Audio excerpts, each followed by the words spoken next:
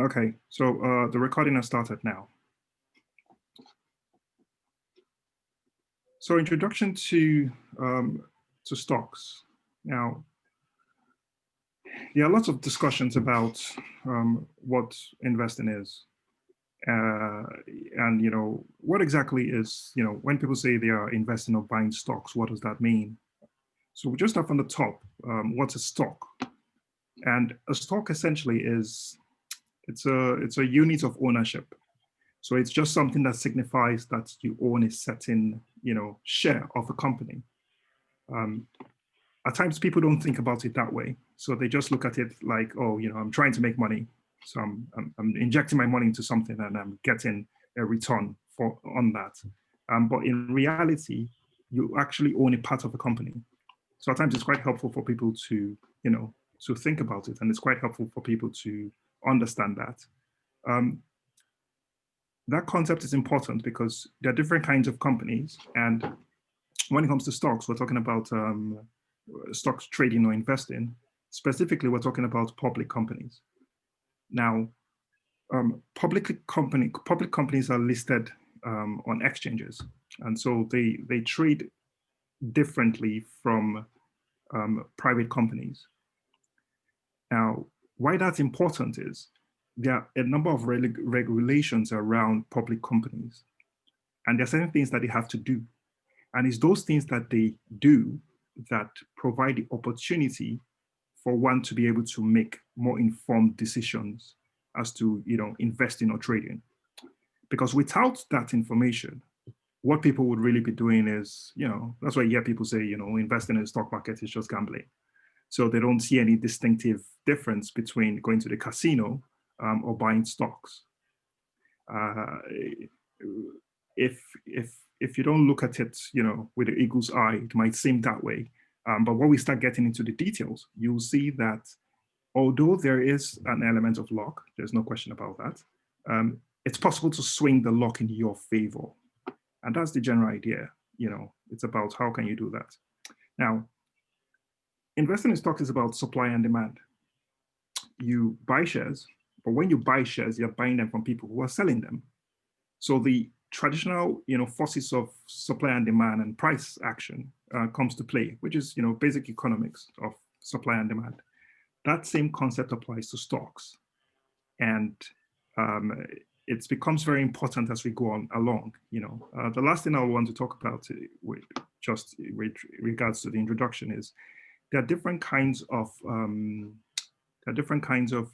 ways to look at investing or trading. So you have people, we might have heard the term, and I say this for people that don't have prior experience. You might have heard the term day trading, and so that's buying stocks the same day and selling the same day. You also have people that swing trade, which means they might buy the stock and wait a couple of days or a couple of weeks before they sell them. You also have people that do long-term trading, which could be several months to even possibly years. Then you have people that we call it investing, which means they buy the company at a price, looking that at a point in time it would have appreciated in value, and so they would have seen a significant return on their investment. A number of people like in that category fall into long-term investors. But there are subtle differences between these, and the thing that really ties them, from my opinion, is more in terms of time, the time you look to get your return. Something interesting also that you just said was kind of like introduce the whole stocks thing. This thing has got me all the time, and I'm sure lots of people that are new to investing. When I started, I found it difficult to distinguish between stocks and shares. And it's all right that you say, oh, well, investing in stocks is almost like doing almost like gambling, but can you kind of differentiate or just clarify exactly what you mean by stocks, and how is it different from shares? Or is there even a difference at all? Um, so stocks and shares are pretty much, they are synonymous, so to say. It's pretty much the same thing. If you have shares in a company, the way it works is a certain number of shares make up what would be regarded as ownership of that company. So, for example, if a company has 100 shares and somebody buys 50 shares, then the person pretty much owns the company, owns half of the company. if the total number of shares that the company has is 100. And in the same way, you can say, okay, how many, well, you can probably say how many, those shares make up the stock of the company. So it's it's pretty much kind of similar in that regard. Right. Okay. So can it be used interchangeably or not? So it depends on what you take as acceptable English. So I wouldn't want to say, I have 50, I have 50 shares in a company. Right. It's more in line than saying I have 50 stocks in the company.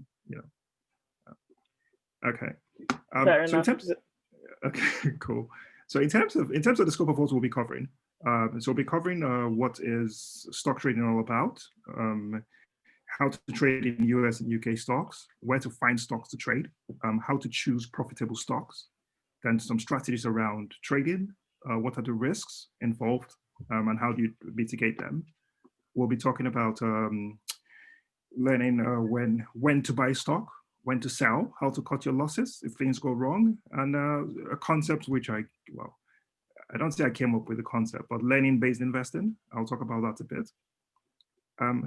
Now,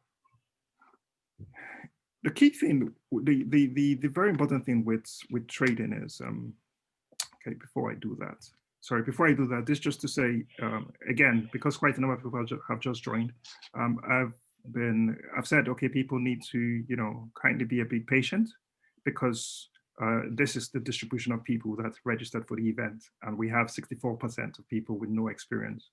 So for those that, have some depth of experience, if you exercise a bit of patience, we're still going to come back to, things that would be interesting to you, in terms of strategies and the rest of it. Again, you can interject with questions. So you can put your questions in the chat. Korede and Kanke will pick them up, and we'll also discuss them. So this is kind of like a discussion type flow. So you are very happy to interject to your questions. And when you send in those questions, then we can, include them in the discussions. Interestingly, stock trading is simply about what stock do you want to buy, when to buy it, and when to sell it. And that's it. There's lots of, drama around it, but in reality, that's what it is. You want to take your money, you want to put it into something, and you want to get a return for that value. That's why you do it. So it's a more business-driven incentive. You're thinking about the returns on your investment. That's why you're doing it. But making the choice of what stock to buy is not as simple as that. It's not gambling, as I said. So you're not just going to jump and say, oh, okay, what stock do I want to buy? Let me just see. Oh, okay, I heard so much about Facebook. Okay, cool. So that's the stock I'm going to buy. And if you make that choice, cool. When are you going to buy it? Is it today, tomorrow? When are you going to sell it? These are very important questions that we'll be looking at. So we talked about stocks. Where do you buy and sell stocks? So you buy and sell stocks on what are called exchanges. And there are different exchanges across the, two countries we're considering, the US and the UK. These exchanges have different rules around them. So there are some exchanges that, have a certain level of capital. So if you look at the valuation of a company, that it has to be before they can be traded there. So it keeps changing. The different exchanges have, different market caps specifications, which determine how they can trade. They also have certain rules. So it's important. Why these are important is as when we begin to look at risk and the way people trade and the way they ask certain questions, the reason they ask certain questions. So for example, a company gets delisted from an exchange and people are saying, oh, what happened to, my stocks? I had stocks on the New York Stock Exchange and now I can't see them anymore. The number of times is because there are rules around this, which people are unaware of. So that's why it's important to understand, exchanges. Trading platforms, these provide the avenue for you to be able to actually buy or sell stocks. And sorry, 1 second. Yep. So these actually provide the avenue for you to be able to buy and sell stocks. And we'll be looking at, well, we'll highlight some trading platforms which we can suggest to people. A number of these will be dependent on where you live, because not all trading platforms accommodate everyone in their country. So there are different trading platforms for different countries. We'll also give some suggestions because we have some, well, we call them like mini promos essentially. So essentially, if you register on an exchange, then you get a bonus share, for example, or shares. We'll also at the end of the presentation provide some more insights on that. Should an average like investor, so let's say someone is starting with buying stocks, how concerned should they be with exchanges? So some of us have started investing, and you hear, the different trading platforms like, oh, you should get on free trade, oh, you should get on trading 212 and the others. Like, no one really says much about exchanges. Like, where do they come in? Like, some of us do follow the news, the stock market news, what's happening, but when should an average or beginner investor be concerned with exchanges? Right. So exchanges are important because it, dependent on the kind of stocks you want to invest in, they might or might not be listed on certain exchanges. So for example, there are people that are interested in catching young, smaller, high growth companies. And a number of those companies might not be listed on the major exchanges.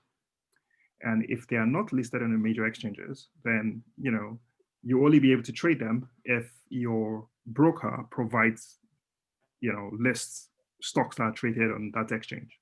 So exchanges are important in terms of access to more stocks.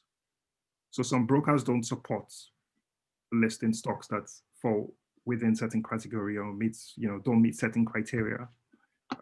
So it's really going to depend on your investment goals, and also on your style, and the kind of stocks that you're interested or in focusing on. These things are going to determine what broker you want to use so you can gain access to those exchanges. Again, there are some limitations because in some countries they don't have access to certain exchanges.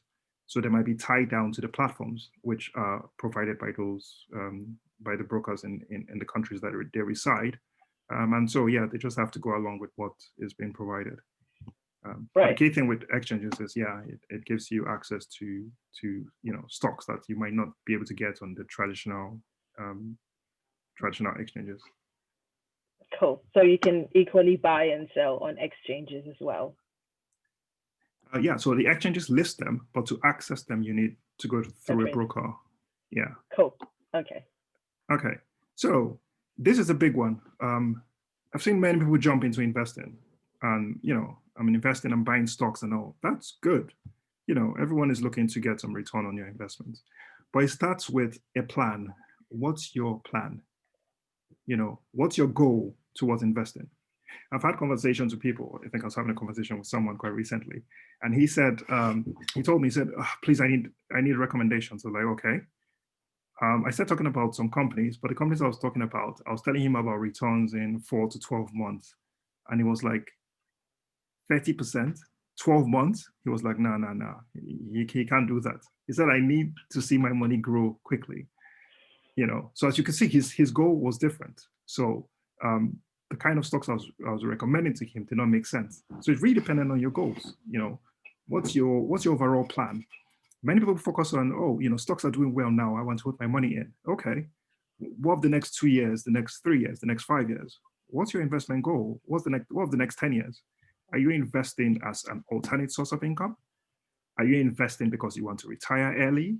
Are you investing because you have extra cash that you normally use to go to the casino, but instead of going to the casino, you want to do it from the comfort of your home by investing in stocks? What is your goal? So it's important to know your goals.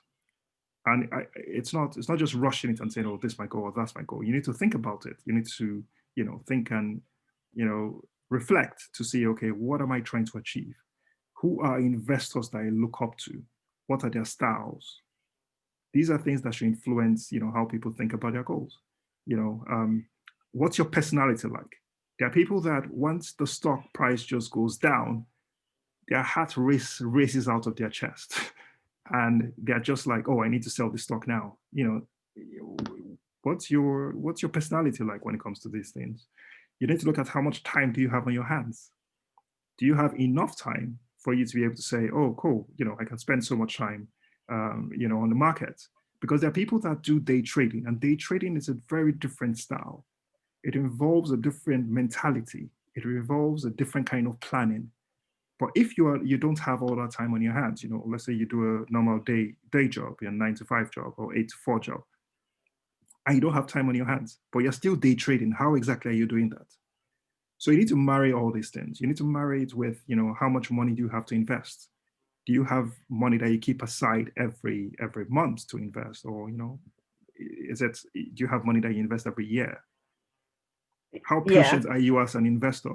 So there are quite a lot of factors anyway that you need to think about when you're thinking about this. Let me just stop you there, because we got a question come in and I can see how excited you're starting to become talking about stocks. So let's get this question answered first. And someone in the chat has asked, what is the preference for a beginner between using an associate to handle the transactions, or better to start by yourself on a certain platform? So I think this Anis, yeah, I hope I pronounced your name correctly, is saying like, would you recommend, well, what's your opinion in like you starting to use like some of these I guess paying someone to do it for you, as opposed to starting this yourself on trading platform? Yeah. So I mean, one thing is certain, you can invest by using investment advisors. Just no question about that. What kind of returns are you going to get? That's really going to depend. So as with everything, you have to do your research. So if there's an investment advisor that you're going to use, what's their track record? What's their history like? How did you hear about the person? Do you know people that have been successful with the person? So of course you can delegate the responsibility of investing to someone else. But the question is, why do you trust the person? That's important, because it's no longer in your hands. It's now in the hands of the investor. So all the things I described in terms of personality, the amount of time you have, your goals, you are delegating to the person. So yeah, that's one angle. If you're going to go on it in by yourself, then it now depends. How much knowledge do you have about investing? What do you know? What do you know about investing? How much time are you willing to commit? Because there is a commitment. It's not just registering with a broker and jumping in to buy stocks. How much knowledge do you have? How much time have you spent studying? Which investors, who do you look at as mentor investors, and have you studied their approaches? Because people don't know, and again, it's part of what I'll explain as we progress, but people don't know, you can actually mirror a number of these great investors. You can watch what they do. You can learn from the way they invest, which is where I came up with the concept of learning-based investing, which I'll talk about later. So to simply answer your question, you can do it both ways, but either way, you have to do your homework. So you're either doing your homework to assess how well the independent investor does, or you're doing yours. Yeah. Something we have that is quite popular in the UK, and I think like the US and Canada as well, I'm not so sure about other countries, is the concept of having a robo-investor. So there are different platforms that kind of like, take, for example, a simple one would be Wealth Simple or Wealthify, that these ones, like you can have a direct debit where every month you put a certain amount and someone manages your fund. So investors does the investment on your behalf, and then you pay like a platform fee, or you pay an admin fee.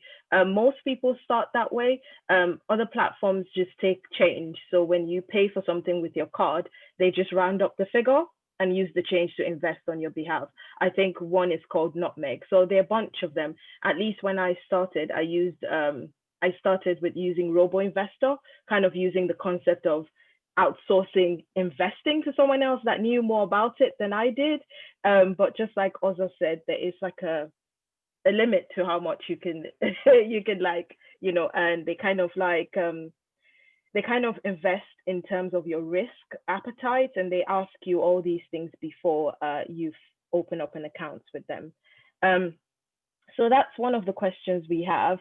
We have another question as well, and this is from I think iPhone. There's no name, but just iPhone. And it says, to make sure your money grows, do you have to buy stocks repeatedly, or can you buy once and leave it over the years for it to grow? Yeah, so that's a very good question. Again, it depends on your goals. There are different schools of thought. So people tell you, make your assessment once, do your due diligence, get it right with your entry, and forget about it.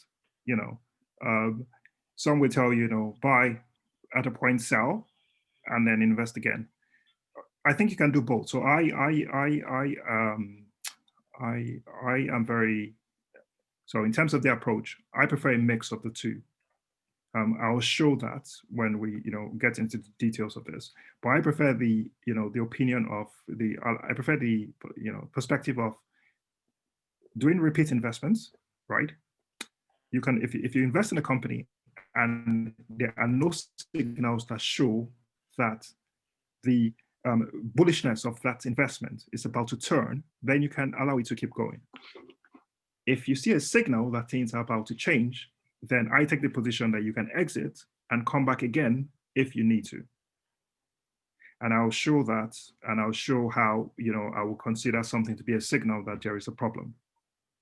So it's a mix, you'll see people that say, buy it once and live it, right? I think no matter the approach you take, what is key is doing your due diligence. So your due diligence in ensuring that you are going into the right investment, but also you need to monitor. So I don't subscribe to you just put the investment there and forget about it. I think you need to monitor. You need something that shows you whether it's progressing or not. Okay, I'm going to talk about something. It's a concept, and this is because of this concept, and that's why the question that was just asked relates to why I think that you should always monitor the markets. This is a market cycle.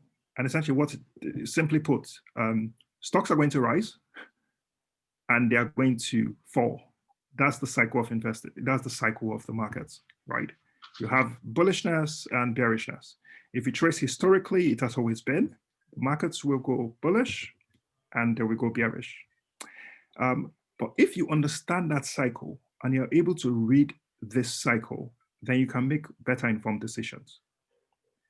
People might say, this is a concept, you're using more, technical analysis to make that assessment. But I'm very pro fundamental and technical analysis, and we'll come to that very shortly. Now, the key thing is, at a point in time in the market, right, the overall market is going to move in a sideways trend. So the prices are not really going to be, the market is not going to really be ascending or going up. It's just going to be doing what is called basing. It's going to be forming a base. So the prices will be going up and down of the overall market, but just in a sideways trend. Now, this can happen over years. If you check historically, you would have seen periods in which the stock market went sideways for quite a number of years. And then there are points in time where a base is formed and then the market enters into a bullish trend. And so the market starts ascending. And this is where, so if you look at the past, past 10 years, the markets in general have been very bullish. So prior to COVID. And pretty much if you look at the markets, so if you take a look at some of the major indexes, we'll take a look, for example, soon, say the S&P 500 or Dow Jones 30, you will see that, over the past 10 years, boss, the market has gone in it's pretty much an upward trend, right? You now reach a stage where you call this, it's like a topping, the market is, topping, the prices are now beginning to consolidate at the top. And that's where you start to see signs that the market could go down. Now, this happens, the market goes down, we're now in a bullish trend, and markets just keeps going down. This cycle repeats itself.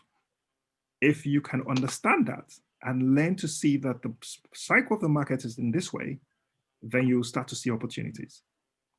And this is the overall market, but this same cycle happens with stocks. So whether it's, you can pick Apple computers, you can pick Google, you can pick Facebook, you can pick Tesla. This cycle happens all the time. The question is, are you able to spot the cycles? And that's where the education bit comes into play. This is similar. So this investtech.com, they're drawing a similar cycle. They try to highlight the kind of stocks that tend to do better within different stages. So for example, if you see this trend, for example, in the bear market, healthcare staples and utilities tend to do well. Now, if you follow the stock market and quite recently looked at the crash since March, you see that a number of stocks that did very, very well fall into this category. Things seem to be taking a different trend, obviously, and well, for different stocks, we're in stage 1 and stage 2. But yeah, these are things that will, it's just to have at the back of your mind as we begin to analyze, because I'll make reference to this again when I'm showing and saying, or why I think, we are following this pattern, or why I'm making a decision that it's a good time to invest in a stock. Because ideally, if you're getting in at this stage 2, and the stock market seems to be going up, or that particular stock or its sector seems to be going up, then there could be many benefits. And I'll show examples. Tesla will be a good example, because I know there are many Tesla fanboys and girls. So that will be a good example to show. So where do we find stocks to trade? There are different platforms that are used to screen stocks. And so what we'll do now is we'll try to start getting a bit more practical. You want to make a decision on what stock to buy, right? Where do you even find stocks in the first place? So I think traditionally, especially for a number of people that are new to this, you would have probably been hearing about stocks on where? The news. Where do you hear about your stocks? And it's a question I'm asking to the audience. Generally, where do you hear about stocks? People know brand names. I've heard people say, invest in what you know, invest in a brand you know. So you use Apple phones, invest in an Apple phone. Invest in Apple since you use Apple phones.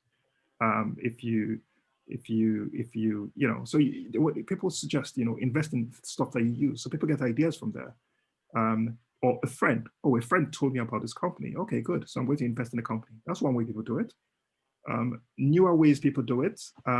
People are involved. They're in different groups. So I'm on Telegram, and there are many stock investment groups on Telegram. So people are saying, people say invest in this stock. Okay, good. I'm going to jump into the stock. Or people say on Twitter, which is a very popular one. On Twitter, you have people that say, buy this stock, now is a good time to go in. On the London Stock Exchange, you have something called the LSE chat board. And people there, throw ideas, buy this stock, no, don't buy this stock. You also have platforms like Stock Tweet, where people, give their recommendations.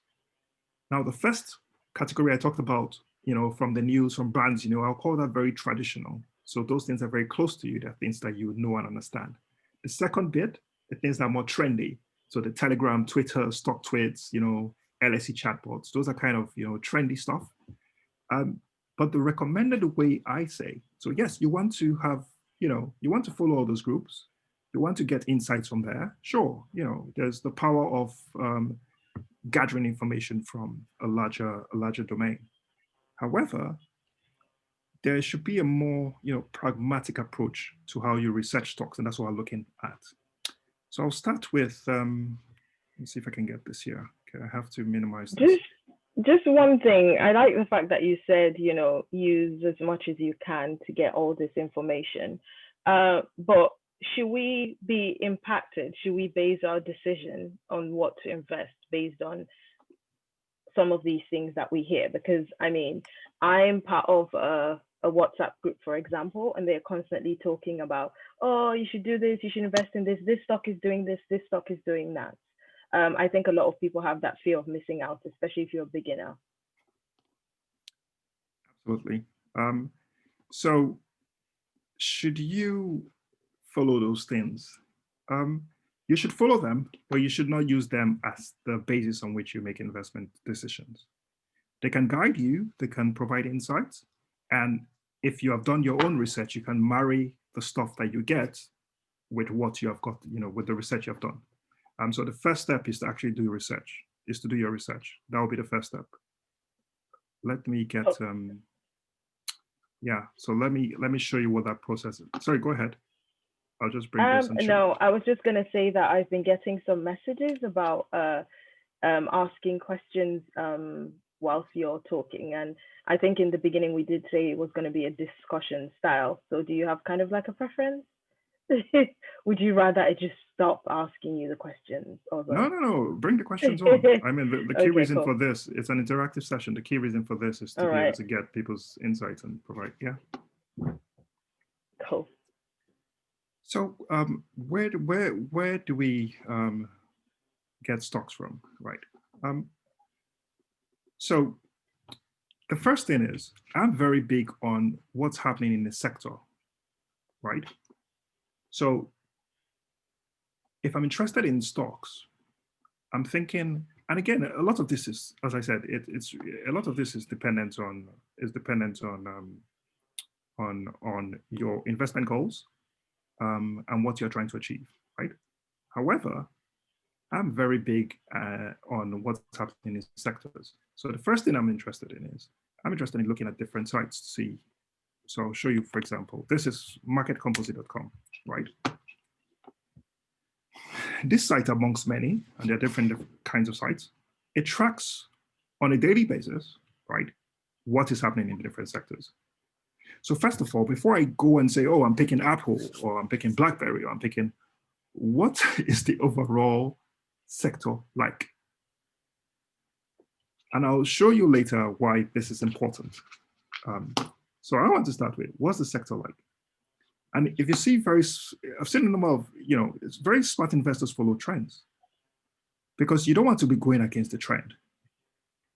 You want to be going with the trend. You might say you want to be ahead of the trend, but how smart are you, right? You can be, don't get it wrong. But remember what moves the market.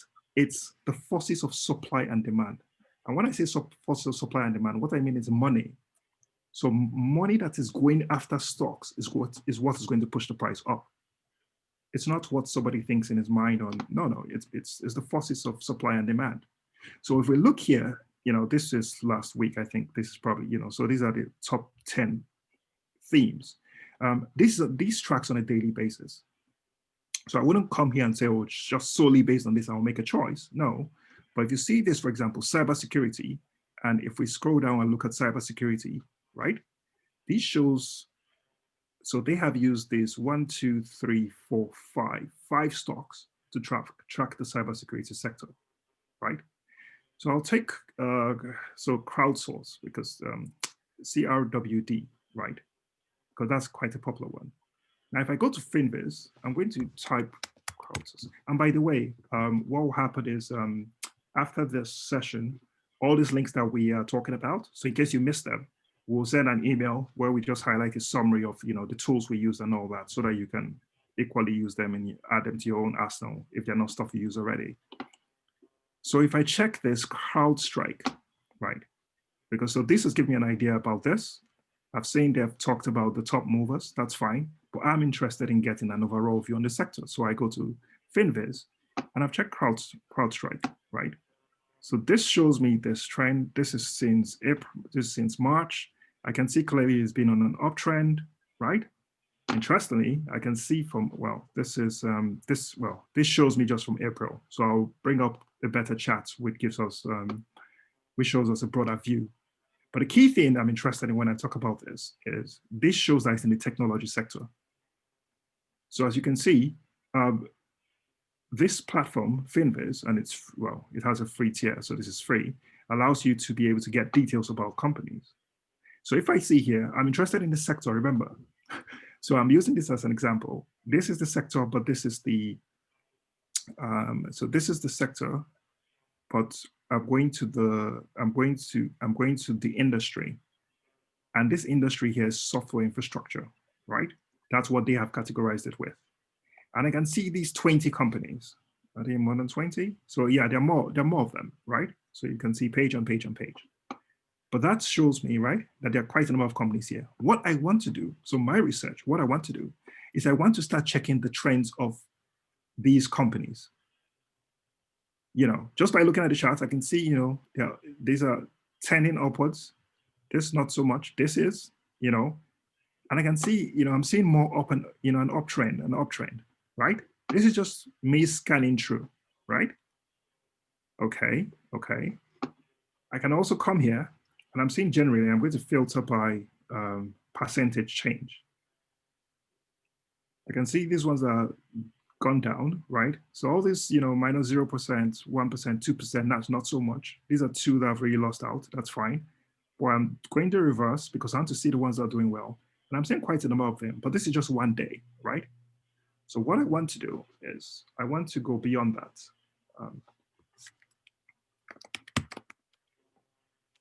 Okay, by the way, as the questions come, you can still interject. Oh, mate, we have so many questions. Oh, okay, okay. I just got you in the I just want you to finish this bit because I think it's quite tricky. All right, to just kind fine. of be like, yeah. But just to clarify this point, you're just trying to assess the companies that are within that industry, correct? That is correct. See how well that particular industry is doing. Okay. That is correct. Now I'm using a different tool, and as I said, we'll send a list of these different tools and the different stages that we're using them. But this tool is TradingView. And the key thing with this tool is it just allows me to see a broader chart. So if you saw when I checked on FinViz, I think FinViz gives, I think the chart it plots here, it doesn't span as much time, right?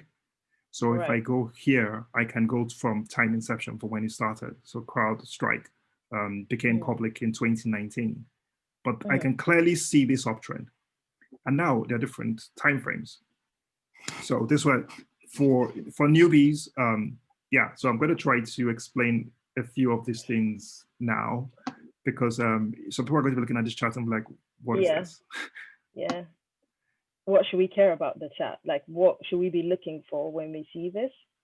Absolutely. So I think again, I'm playing the patience card here. So for those that understand this already, all good. Just give me a sec to explain it to people that are new.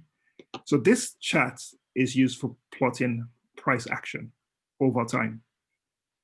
So what it shows is it shows the opening price and closing price of this stock for this week. I'll go to daily because it makes it easier for us to understand first, right? So what this is showing me is on this day, this stock opened at $134 and it closed at $143 on this particular day. So on this particular day, it made a return of about 7% on this particular day. And this is the next day. And the next day, it opened at $151 and closed the day at $142. So this chart essentially plots the price, the open price and the close price, the open price and the close price, the open price and the close price on a daily basis. Because we are here, this is daily, this is one day.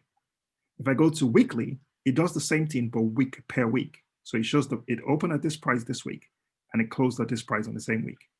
The next week, it opened at this price, which was 93, and it closed at this price, which is 88. Then the very next week, it opened at 83, and it closed at 94. So it's just pretty much a chart that shows when the stock price opened and closed over a period of time. That's what it shows. The reason why this is relevant to show is, yes, you can look at this, you understand the concept. It's, open price and close price, open price and close price. That's fine. But why is it of interest to you? It's of interest to you because it shows you, it gives you a view of what is happening in this market. You can't, for this stock, CrowdStrike, it's quite difficult to know what the history has been in terms of the price. You're very interested in the price because you want to remember, pick a stock, buy it, and sell it. That's what you want to do. You're trying to invest and get some money, or you're trying to trade and get some money. I use the words invest and trade interchangeably, even if you're not exactly the same. So at a point in time where I need to clarify trading from investing, I will. But in this case, you pretty much want to buy a stock, you want to pick a stock, buy it, and sell it. That's what you want to do. If you don't have access to this kind of tool, then it's quite difficult to get a historic perspective of what has been happening with the stock. And that historic perspective is very key. Why? Back to my main point, we are interested in the trend. If you remember when I was talking about, let me see if I can go to it.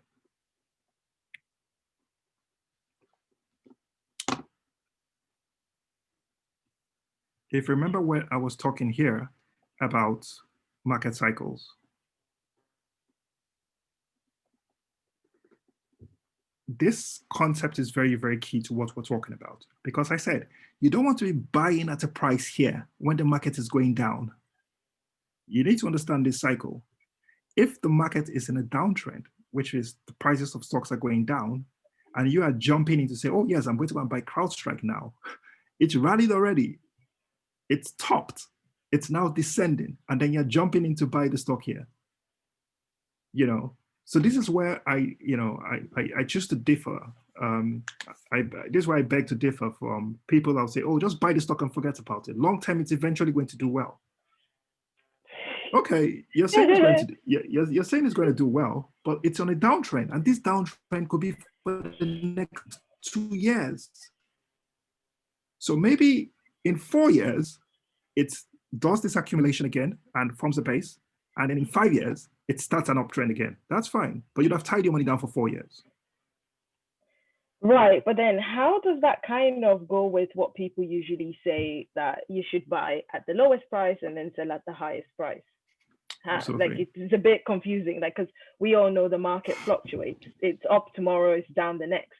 So if you're not buying when it's down, like how can someone know, oh, this is down? It's down, it's not an accumulation, it's just a downward thing, and you shouldn't be investing or buying this stock at this stage? Absolutely, good question. And yeah, so it's part of what we'll look at. But just to quickly try to answer the question to an extent, right? It still goes back to why I talk about investing in an education.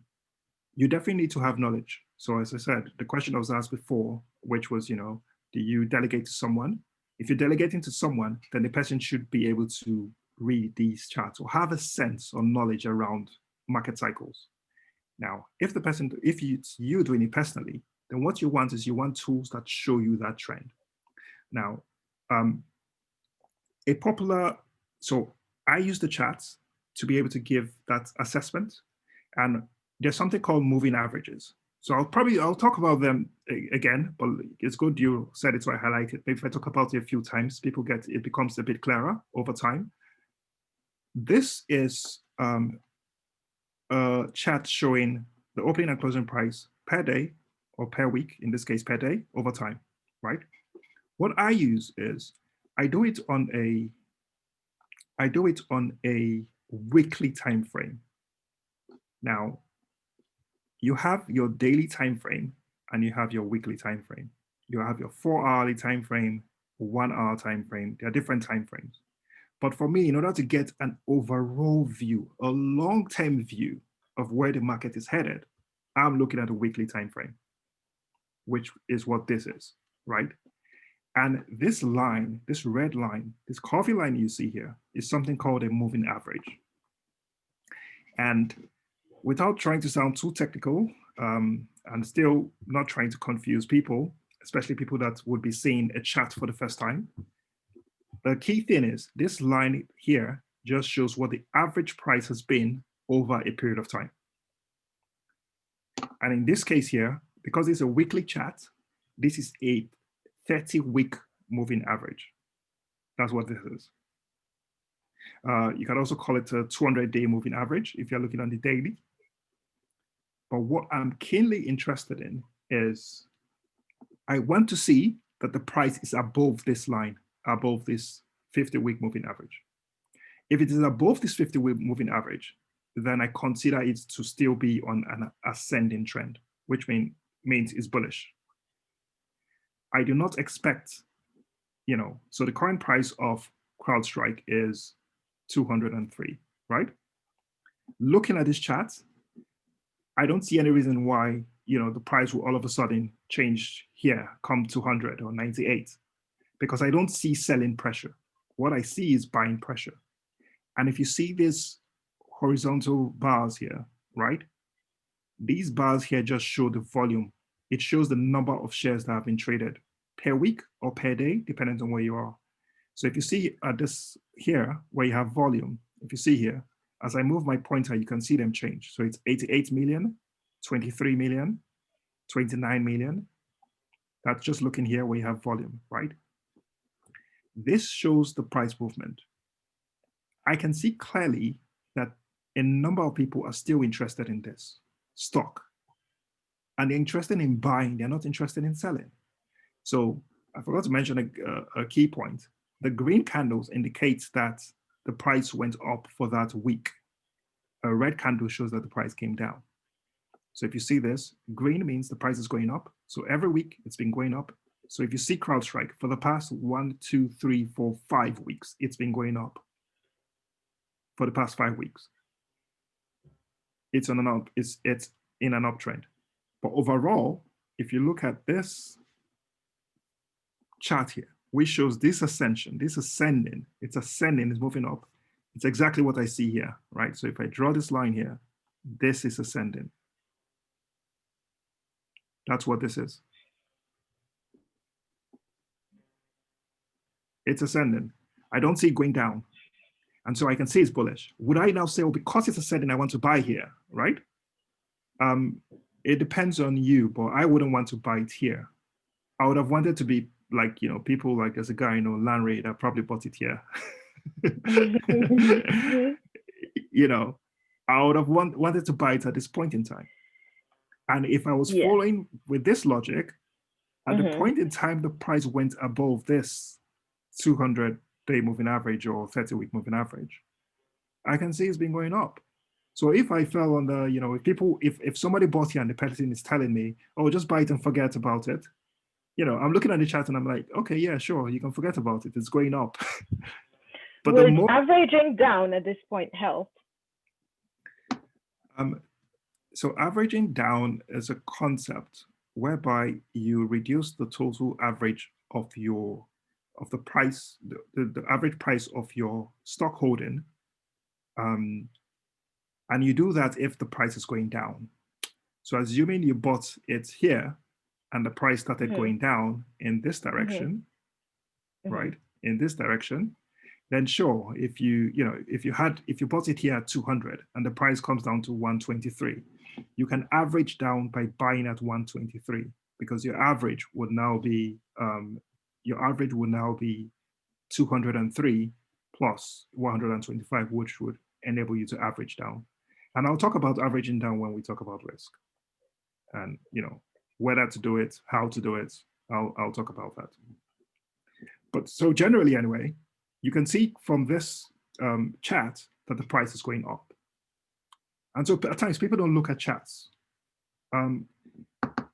Anyone have any idea of a company that's not doing too well? So in the chat, if anybody can put it, we can pull up the chat just to show us another example. Let me check NIO. I don't know how it's doing. I've not looked at the chat, but this is an electric vehicle company. Okay, so this is still, this is still bullish. Someone has said Gannett. Someone in the chat, I think Ifeanyi has said Gannett. We have Nicola as well. Nicola Gannett. Okay, so look at Nicola. And these stocks, so I don't think they're good examples. So even CrowdStrike, I don't consider it to be a very good example. Or I only chose CrowdStrike because we checked this and it showed that on the chat. And I'll tell you why I don't consider them as very good examples. They don't have a lot of rich data. So if we look at CrowdStrike, that was from 2019. Nicola is probably from it's March. So it's not a very good example, but I can still see the logic is applying, right? But they're not very good examples. Companies, okay, I'll pull up Tesla shortly, right? But if you see this is the 30-week moving average. Look at this. As soon as it dropped from here, right? From here, when I say nobody's going to want to buy it, what I mean is the big investors, right? They use charts a lot. So don't get it confused. They use moving averages to make decisions on when they want to go long. So I might be interested in buying Nicola, right? If I'm going to hold this stock for long term, is now the right time to buy it? For me, the answer is going to be no. because I want to go back to my cycle and ask myself, where is Nicola in this cycle? And it's just crossed this point here to me because I'm using the 30-week moving average to show that if you're going down here, then I expect you to go down. So it can come here, see, it retests this, it's trying to go up. It was heavily rejected. I expect the price to go down, right? If it goes down, it can form a base. Oopsie daisy. If it goes down, it can form a base and start consolidation again, because you can have short consolidations, which can move up or come down, right? But overall, looking at the picture overall, it's not looking pretty for me. I'll use this Tesla. And the reason why I want to use Tesla is Tesla showed, there's a point, oops, I can't spell.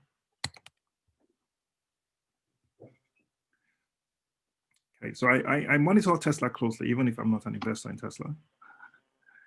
I'll just remove these lines. Good. And I want to use this as an example, right? Because if you see this, right, and don't get it wrong, you can get it, you have to be able to determine the point in time in the market, right? It's not just, oh, it goes above this, then I say, oh, yes, because it's gone above the 200.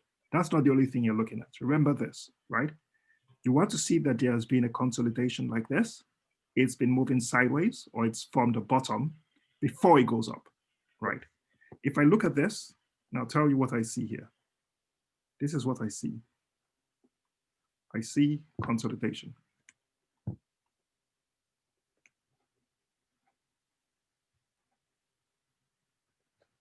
And it mustn't be perfect, right? But if you see this, even though there is this, 30-day week moving average, it's going up and down, it's touching the week monthly moving average, it's playing with it. Because it's playing with it, if it goes up here, this doesn't mean anything yet. I want to see that it's going up. I want to see that it's bending up. Look at this. I want to see that it's bending. I want to see that it's going up. I want to see that the consolidation has ended. That's what I'm looking for. Because all of this is just still consolidation for me. So all the way from July 2017 up till 2019, it was just consolidating. So people are buying and selling. That's fine. It really depends on what you're doing.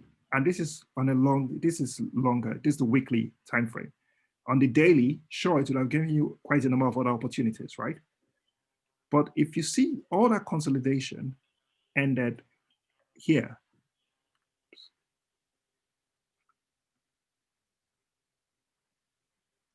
all that consolidation ended at this point. And you will see that because you would have seen significant volume of people buying it and it's breaking out of that terrain. Once it's curved, you see the price here, okay? Because of the way Tesla has roared, it's quite hard to plot the chart. But at this point in time, when it went above this 200 moving average and broke out of it, then it just kept going. It might not necessarily be a good time to buy. You might want to wait to see how it reacts again when it meets the 200-day moving average. And here, when it came back and met it, it just went up. It showed that people did not want it to drop below this. And that was very bullish. And that's why it kept moving up. So generally, there are signals. I think the point is not necessarily to learn the 30-week moving average, how to use the 30-week moving average or 200-day moving average right now. It's more to show that there are signals that you can actually use that help to provide insights. And that's what that was doing. Okay. Now, back to the point I was making about using this to research different sectors. So the same way we picked CrowdStrike is the same way you just look at other ones, right? Just to confirm generally that the market is moving in the right direction.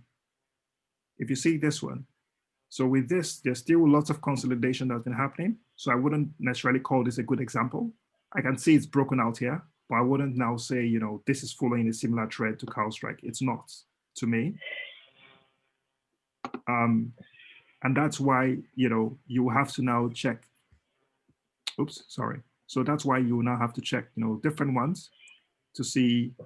So let's check calls. Is it safe to buy when the stock is consolidating with a hope of an upward trend? I'm sure you can. People do it, right?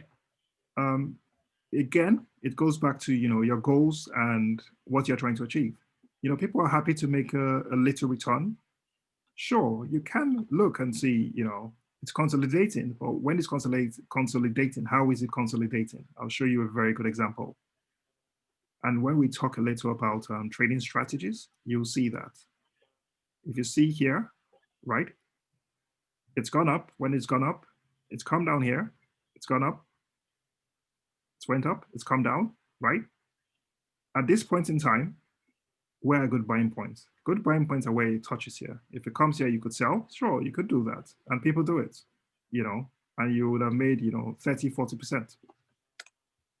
So you could do if you spot the trends. The key thing is spotting the trends. If you spot the trend, then you can use it in that sense. You know, you can choose to say, oh, I'm going to buy it when it's cheaper and then, you know, sell it when it goes here. This is, so during consolidation, you can.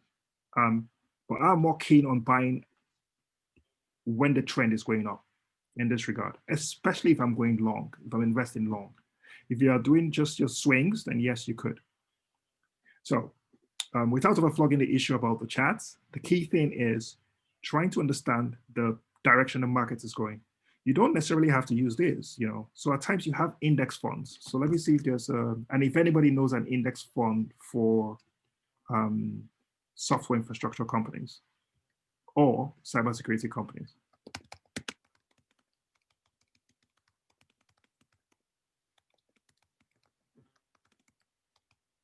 Good old Google. Absolutely.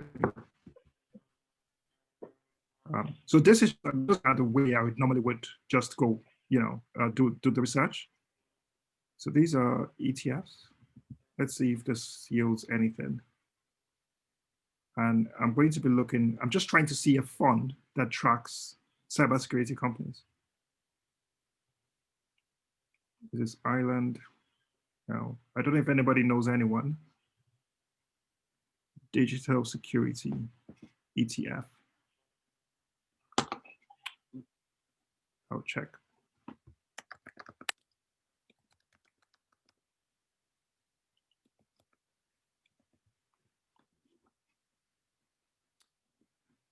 So this is one. I don't know what's the hack ETF. Good. So if you look at this hack ETF, so normally what you want to do is you want to check to see what companies this fund manager has, but clearly they track cybersecurity funds. So this ETF will be investing in cybersecurity companies. So you can use ETFs to get a general, what we're looking at, remember, is trying to get a better understanding of the overall direction of the sector. And this, you know, this ETF would have shown that. Again, you want to check other, ETFs. So you want to check, you want to do a bit of research, try to see if there are other ones. You want to see their history, you know, to be sure that the kind of companies they're buying and all. So we get the general direction of the market. That's the key thing we're trying to establish. So once we understand. So apart from using FinMize, which you've recommended in terms of trying to understand the company and the sector of that company. So if you pick a company you want to invest in, let's say Amazon, a good step would be going to FinMize and then have a look at the chat, look at the market circles, and then to research further, you look at ETF. Correct? Are we following you there? Yeah. So an ETF.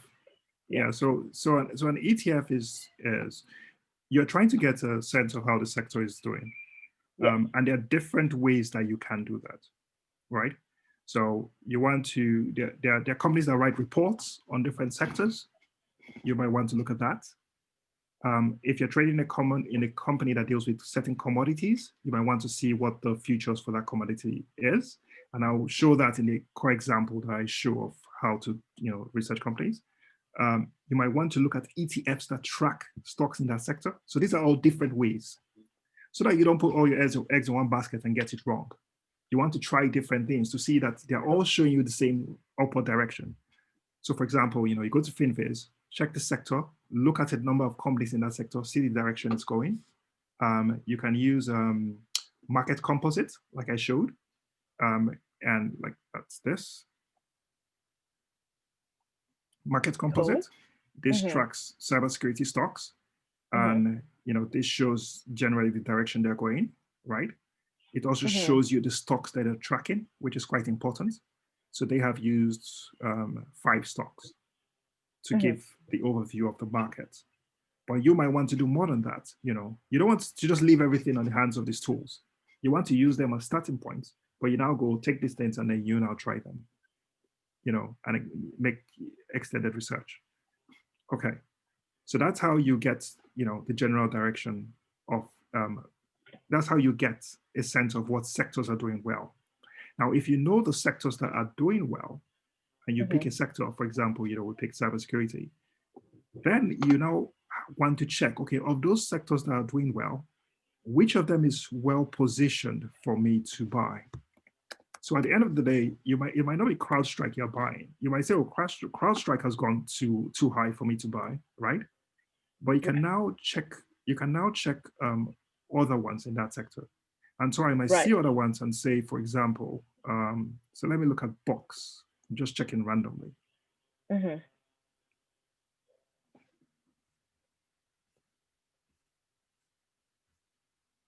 So if I check Box, I've not checked this. So Box, for example. Okay. I might look at Box. It still looks like it's consolidating for me. So I might not necessarily want to pick this. So let me go again and look at, so this is what proof point, PFPT.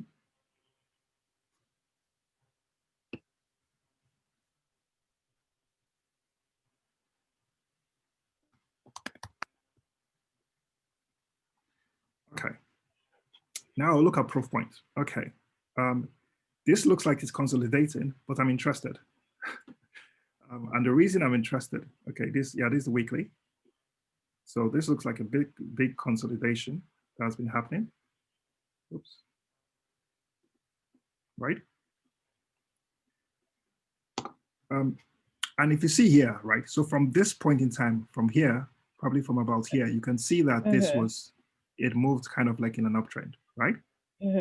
So here, it's consolidating, but you can be asking yourself, does that consolidation, match the market cycle? Yes, but in the market cycle, is this topping, is this at the stage of topping such that it now starts going down? Or is it just a consolidation that is happening before it starts going up? Right. I don't know the answer to that question, but because it's at this point, and because I see that there's significant volume, so lots of people were buying it, I'm interested. Because if this breaks this point, then I would think, oh yes, this is now headed in the upward trend. It's continuing the upward trend. Right. So it piques my interest. That doesn't mean I'm now buying it. It's just piqued my interest. Because remember what we're talking about? We're talking about how do you pick stocks to go into. So we talked about Twitter, people mentioned and all that. Good. So even if people did all that, you can take what they've mentioned and go through this process I'm talking about of trying to see, how well are they doing or not. Now, if I say, okay, I'm interested in this company, the last thing I want to do is I want to know, are there companies that are buying the stock? When I say companies, I'm talking about big companies, companies that have, hundreds of millions to invest. And so what I want to do, and this is when we're talking about, public listed companies and why they are different. Public listed companies are different because there are certain things they need to report about. They have to file their, file their financials, if they're making decisions that are considered things that are insider trader information based, they have to let people know. So there are lots of reporting they do. Now, the interesting thing is that when they buy companies, Mhm. They also need to let people know. So if I go to, so this company we're talking about now is PFPT, right? And what I'm looking for is SEC filings. Now, the Securities and Exchange Commission in the US requires that companies make these filings. So there are different kinds of filings. Now, for any investor that invests in the US stock market, this is your source of truth. You need to, people say a lot of things, right? On Twitter, in Telegram groups, people have opinions. They convert their opinions to things that seem factual. Exactly. I hate that. I hate when that happens, man. So the fact that somebody's coming out and saying, oh, this is the right company to buy. Okay, it's the right company to buy, but what are the truths of this company? And so by law, they are responsible and are supposed to make these filings. Sure, companies can still be dodgy and try to cook their books, but it's a bit more difficult for public companies that are listed in the US. So you have companies that are listed in the US stock exchange, but their companies are based in China, for example. And so they don't file, their financials on US exchanges per se. Sorry, in the on the SEC website. And so at times, can you verify the information? That's why there are lots of debate about China, and even the talk of delisting a number of them. It's all because they want them to, play by the same rules, so to say. So if we come here at this point in time, and we'll come back to this, but I'm interested in knowing who has been buying this company, right? PFPT. And what you're looking for is there are a number of companies that report something called a 13F. Now, a 13F is a document that shows, and this is for investment funds, is a document that shows how much stock do they have in a particular company. They are by law, they are supposed to file it every 3 months. Many people don't know this. So you want to buy a stock, who owns this, who are the institutions that own that stock? So we're going to check this in different ways. So if we go to, the first thing we'll do is, so for proof point, the first thing I'm interested in here, and FinViz, this is where FinViz helps, right? See something FinViz. So I clicked on FinViz itself and see what it shows here. It shows you institutional ownership. What percentage of the stocks of this company is owned by institutions? 96%. That is significantly high, right? It shows you insider transactions. Sorry, I'm looking for institutional transactions, which would show, within the last 3 months, what changes have happened. And it shows you that, it's minus 0.63%. So you have had people sell, institutions sell. Not a significant amount, right? But you want to, this just shows you an overview. So you check this, you get an overview. That's good. Now let's go into the details, right? 1 second. And so in terms of details, what we're looking for is we want to be able to get a sense of who has been buying this particular stock, which institutions. Now, a very good website for doing it. So all of that is in the SEC filings here. But the problem with SEC is, you either like it or you hate it, right? I like it for checking specifically about a company. So if I was checking on so for example, if I'm looking at PFPT as a company, then it shows me proof points, that's fine. It now shows me, their quarter, it shows me their documents, their filings, right? But this does not show me the 13 Fs in relation to this company because it's not a fund. So the companies that actually file the 13 Fs, they have to be companies that have at least 100 million invested in companies as a fund that they invest in companies. Those are the companies that have the responsibility to make these filings. And so the site, this is a site that one can use, which I like, Well Wisdom. Now, what it allows you to do is to search for a company, and based off that company, it's going to tell you, sorry, so proof point is going to show you who has been buying and selling this company, which institutions have been in this company the past 3 months. Now, remember, you can only check it. The filings are done every 3 months, which means that a number of people might have bought this company, but you won't see their filings until three months time. Okay. So it's, and that's the way the law is structured. So if I come here, I'm looking and seeing, I'm looking at the general overview, and I'm seeing that in terms of percentage ownership, the change has only been, minus 0.39.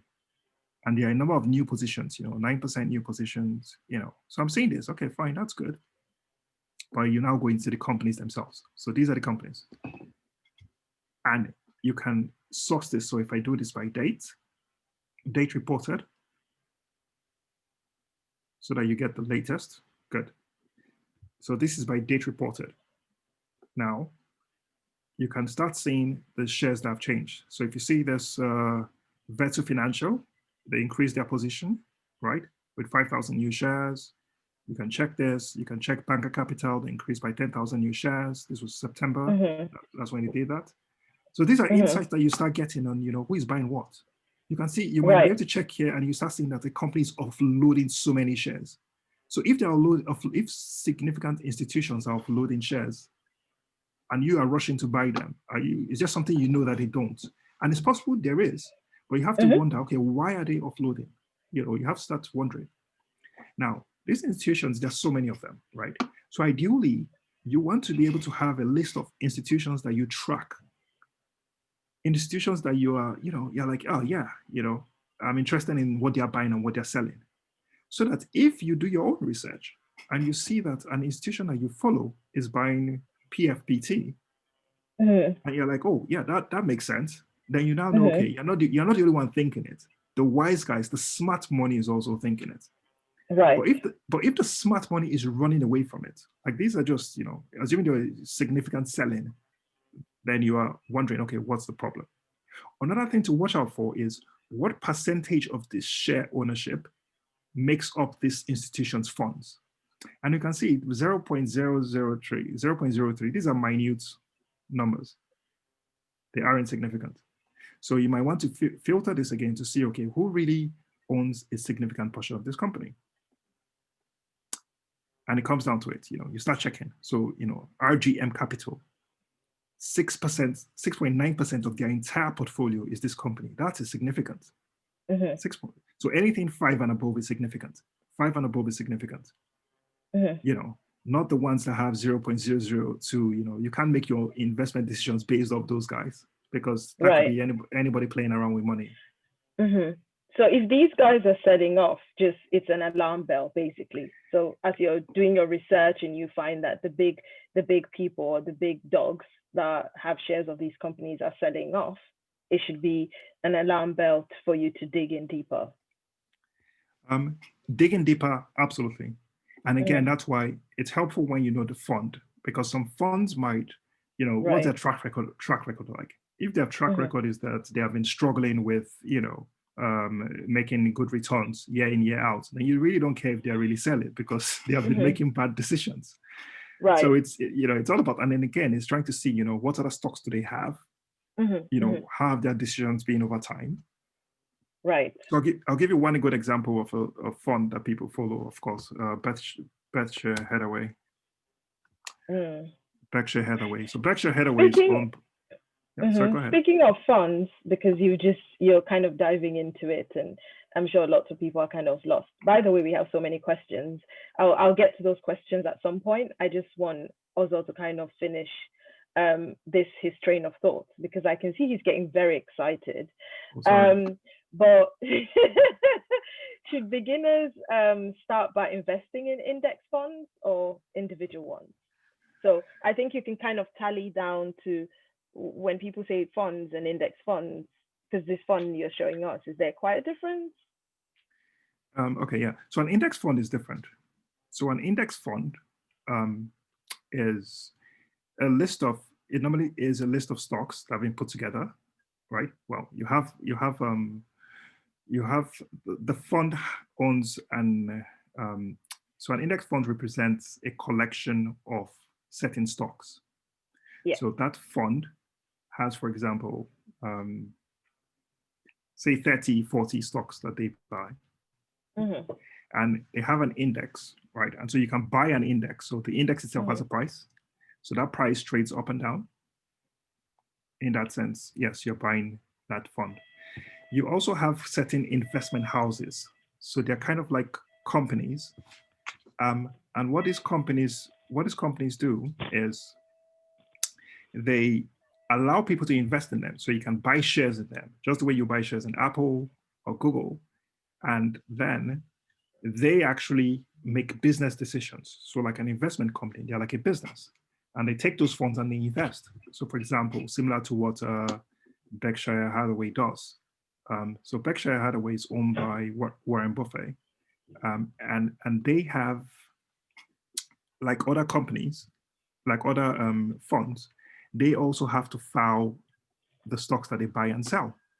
And so you can, at any point in time, at least updated 3 months, see what Warren Buffett owns. What are they buying? What did they drop? What did they sell?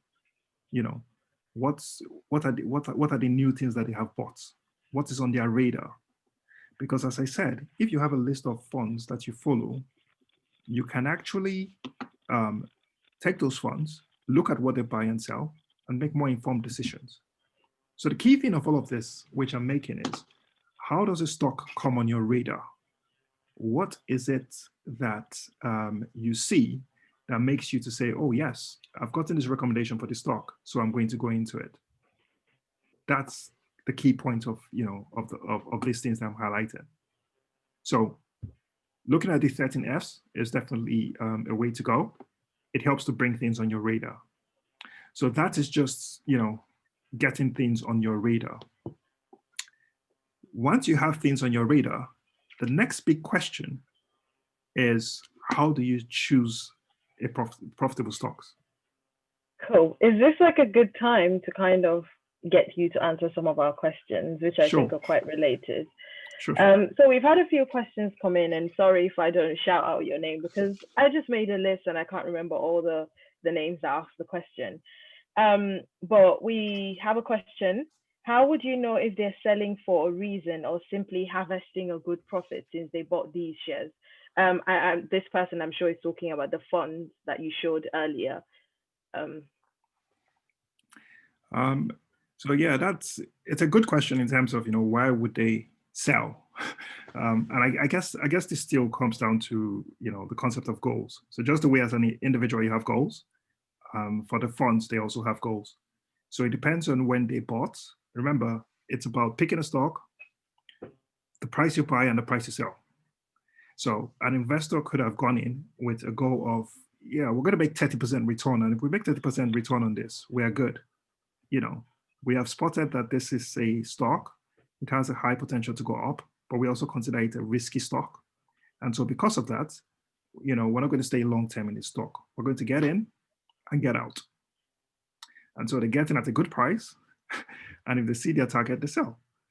So the reason on why people buy and sell stocks, is kind of tricky. And again, it's dependent on the individual and entity. Again, you can, if there are a number of these funds you follow, they normally do like, they release letters, which explains what they are doing and how they are thinking.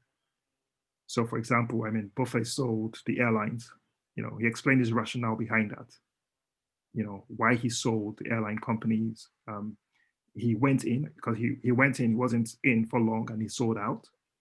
And he talked about, the way things had changed, the way COVID had changed the industry. And he didn't see how long, they would really be profitable. So he didn't consider it a good investment. So things change along the way. I think there's a guy, Tunde, that raised his hand. I'm guessing he asked a question or something. So that's kind of, those kind of factors affect, whether you should get out if people get out. You also you need to have your you know, Mm-hmm. again, your own goals, what your Mm-hmm. target is, when things change, Mm-hmm. what do you use to assess if things have changed? And as I said, I tend to look at the market cycle. Yeah. Those are things that you can, you can generally use to make decisions. Speaking of market cycles, you remember earlier when you showed that graph and said this is a great way to kind of understand uh, the market cycle and kind of when to jump in and just when to jump out. Apart from those charts, is there another way that people can use to recognize those market cycles? Okay, I mean there are. So the one I gave is just, it's just an example Cool. indicator. Many people use other things, right? If you were Mm-hmm. trading on a shorter time frame, which meant that you are not trying to trade long term. Mm-hmm. Let's assume you were just trading, intraday trade, Mm-hmm. trading for a few days. Mm-hmm. There is a very popular one which people use, and I'll just show that. It still relates to the charts, but it's a bit different. Mm-hmm. Right. Um, I'll just load.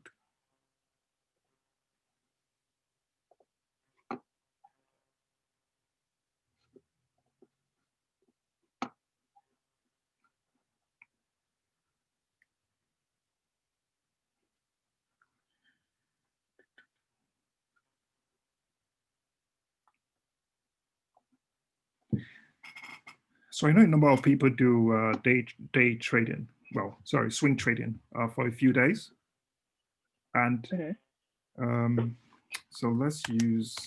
I want to use crowd because it's CrowdStrike because I saw its price jump so high. Now, this is a chat, right?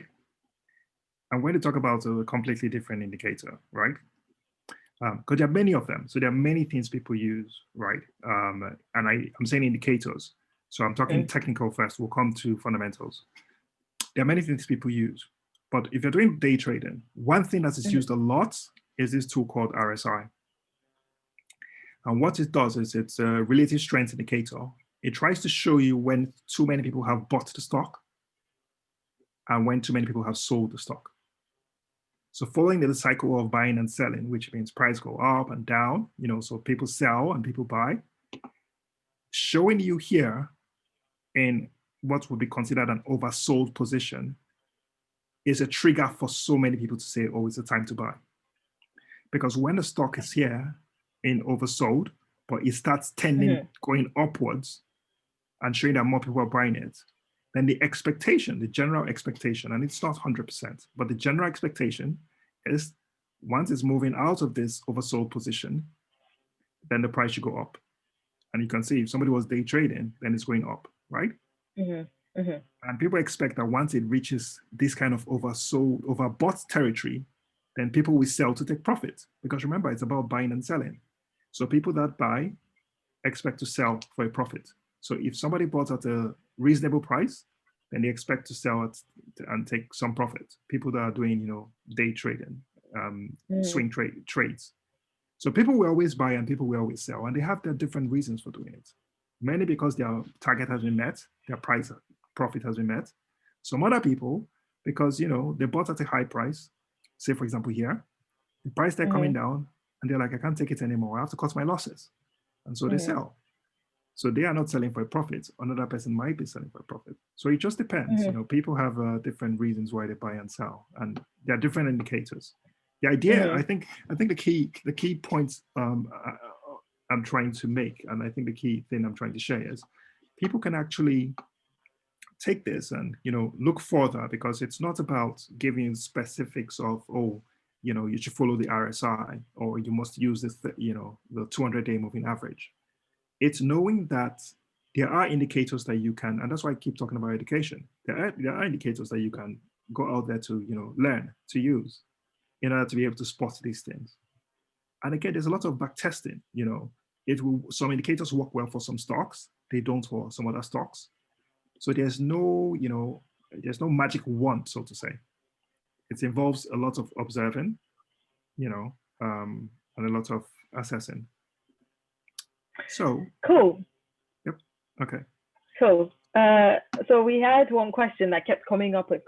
Can I invest with, I think something about $10 only, or do I need a lot? Yes, you can invest in $10. I think Ozo is going to talk about later on his slide the different platforms, and with some platforms you can get fractional shares, so you can get shares that cost for that about $1 a pound, or however currency that you kind of transact in. So you can do that. We had another question. What is the difference between ETF and fund? That's a good question. So an ETF is a type of fund. um, so so there are different kinds of funds. So an ETF is it's an exchange traded fund. So they are traded on the stock exchange. So you can buy them just the way you buy a stock or a share, right? And you have institutions that you consider as funds, right? So like Berkshire Hathaway, they actually invest in different stuff, but you can buy their company. So they're like a company, and so their stocks are available for purchase. So you can buy their company if you want to. While ETF is actually it's like an asset class that you can actually buy just the way you can buy stocks. You can buy it at the price and sell it at the price. Hope that helps. Yeah, I think that summarizes it quite nicely. We have a bunch of different questions, but I'm just going to let you go to the next one, and then we'll get to that in a bit. Okay, so this is the most meaty one. I think this is the key one. And I think when we have covered this, I think we would have covered, so it's now the learning start. So a lot of what I'm talking about, yes, you'd have gotten one or two from there. But I think this is the meaty one now. This is the process of how do we actually invest our money. So in order to make it a bit more interesting, I think, can people put suggestions on what stock they want us to analyze? Oh, someone has been talking, people have been mentioning Tesla. There was a question, let me ask a question based on this example. Tesla, would you buy Tesla now, or would you hold? There was also another question about Tesla. Should you buy stocks in a successful company like Tesla, or buy stocks in a growing company like Profitable Future? So if that helps with a company. Okay. Yeah. So for some reason, we can analyze Tesla. I don't think it's be a good example to analyze, because Tesla is like a magic company. Okay. It does. When I say it does magic, oh my gosh. the rules it trades by are known to. It's like it's trading in a world of its own. So a number of things that we might want to highlight, we might not be able to really bring out those points. Okay, should I give you other companies? They're coming in. So yeah, we have sure. Fisker, Planter, and Fisker again, Apple, Fisker again, One REIT, Tesla. No, this is gone. And then Fisher or Neo, Hyliion, SoftBank Group, Bell, CM, Tough Glove. I think. I can see a trend. I can see a trend with things that people are saying, and I'll tell you something, cool. Right? Okay, so for example, right. Fisker. So I'm a big fan of Fisker. Okay.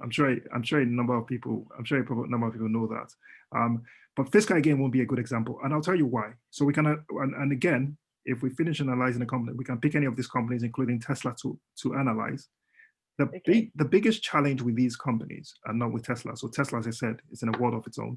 The biggest challenge with companies like NIO, Nikola, Tesla, Fisker, is they just turned public. There is no data for us to use. So the mechanism for assessing them is a bit different. The mechanism for assessing a company that has been trading, that has history, which means if it has history, it means that the trend cycle, so when I talk about market cycle, the market cycle has been established for years. So we can use that market cycle to understand and to assess the company. And that's what you want, because what we want is predictability. So if we assess a company like Nikola, like Fisker and NIO, they are not predictable companies because the fundamentals and the technicals about them are not established. So a lot of what we'll be saying, if I'm talking about Fisker, I can talk about it so passionately, but the things I'm looking at are a bit different. Unlike where you are looking or assessing a company that has a history. And because of that, we are able to draw so many relevant things. So for example, if we pick fiscal and we are checking, on a chart, we can't really tell what's happening with it. And I'll show you that quickly, because the data is limited. On a smaller time frame, yes, you can, but on a bigger time frame, which is the most important if you're looking long term, you really can't.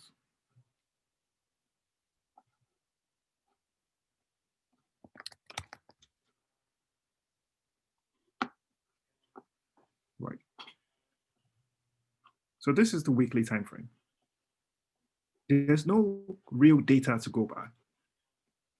If I look at a small time frame daily, yeah, sure, I can say what's happening with price action. But again, it wouldn't do justice to doing a proper analysis of, how would you assess a proper company. So the variables here are going to be different, because here I'm going to be focusing way more on management, because a new company that just got listed, I'm going to be looking at quite a number of other things, as opposed to the core, which is, about the business, which I want us to dissect anyway. So are there any other suggestions apart from, new companies that have just became public as a result of Spark? There have been, I don't know if this is a joke or if it's real. I've seen Indomie. I don't know if Indomie is anywhere. But I've seen Ashlocks. I've seen Amazon, Planter. People are asking for that a lot. Yeah, new companies. People are asking for P Visa as well. For which? Sorry, I missed that. For which company? P Visa. Oh, okay. Pfizer, is it? Yeah, I like to call it P Visa because it just sounds cooler that way. Okay. So people are asking for that. People are asking for there. Some people they haven't put the name of the company. They've just put the. Oh, people are asking for Coca-Cola as well. Peugeot, Ferrari, and Moderna, and some of them I don't understand. Sorry, like IVR. Okay. EVs, AHT or MIIT. So which one have you settled on?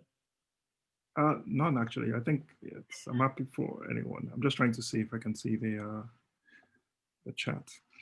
Yeah. Okay, Kanke, do the honors. Pick anyone. I don't know. See the pressure. I'm going to go with Palantir because everyone has been asking. Most people have asked for that. But okay, yeah. Not that one. So I think that's no. So I just wanted to start a company that it hasn't just gone publicly, which has a bit of history. Coca-Cola has a bit of history. Okay. Do you want something longer than that? No, that's fine. I've never looked at Coca-Cola before. McDonald's, perhaps? Let's see. Is this it? Guys, yeah, they do have history, but I'm not running the show here. Sorry, what's the question? Sorry, I missed the. I think Alexandra is like Pfizer has history too, and he just made a sad face. Yeah. I mean, if there is more demand for that, I have no. I just wanted anything that has history. To be honest, oops, that's the wrong one. Different country. Yeah. All right. Let's look at Pfizer. That's fine, right? Let's look at Pfizer. Okay, so this is a company I've never looked at before. So I'll just go via the process by which I would assess this company. And we take it from there. I'm happy for suggestions to come in as we do this. But yeah, it's just trying to make an assessment. Okay. 1 second.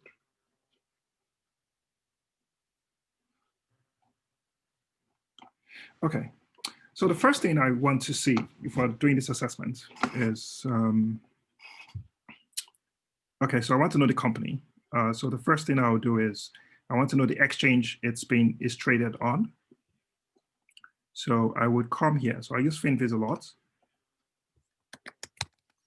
I'll come here and I'll say, okay, Pfizer. Okay. And I see this, its sector is healthcare. Remember, I'm very interested in sectors. It's a drug manufacturer, USA. Okay, that's cool. And it's traded on the New York Stock Exchange. So that's fine. I want to know a general overview of what this company does. Sure, it's in the news now, so quite a number of people know, but assuming I didn't, I just want to have an overview. And if I scroll down on FinViz, it tells me the kind of company it is, right? Healthcare products worldwide.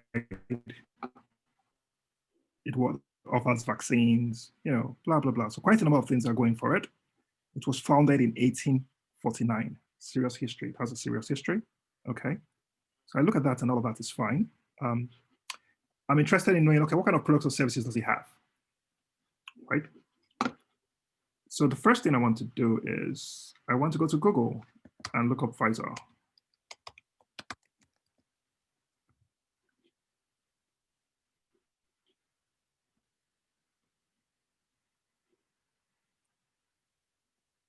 I want to go to their website. I want to get a general sense of what the company is about. Our people, that's fine, our purpose. Of course, because they're very big, so they seem to have, an extended content structure on their website, right? So I'm just trying to understand what their reach is like, how well they're doing as a business. Okay, that's fine. The next thing I'm interested in is I still want to know more about their services. So I'm wondering, where do they have anything for investors?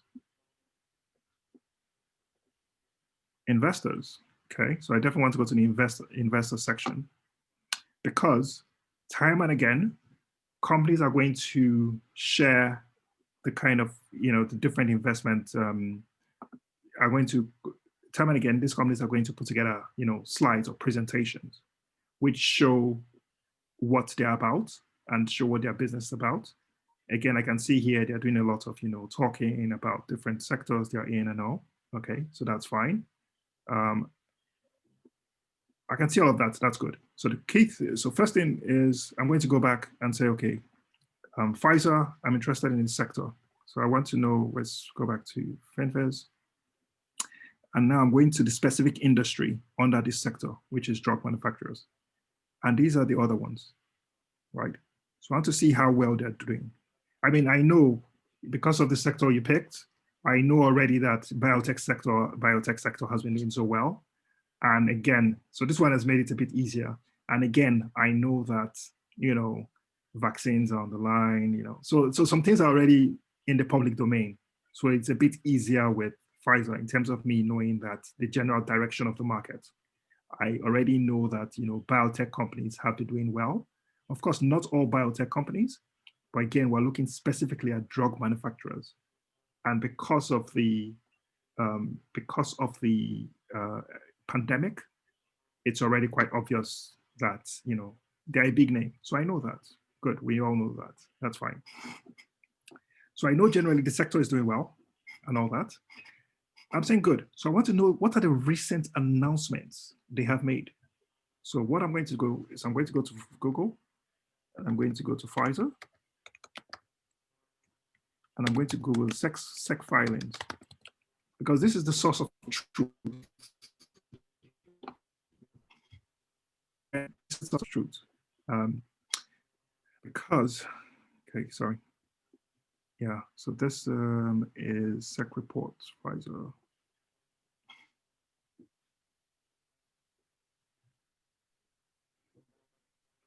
Okay. Yep, so this is the source of truth, right? This is their last quarterly reports, and the quarterly reports contains their financials, how much money they made, how much they expended, general vision of the company, importantly, the risks associated with the business. For this one, again, justice won't be done because, as I said, they are well positioned now. Assuming we're doing this analysis a year ago, it would have been more relevant because now we know they are at the forefront. We know they have gotten so much funding because of the vaccines and all. So there are things that are already in the public domain. normally be interested in their insider trading reports.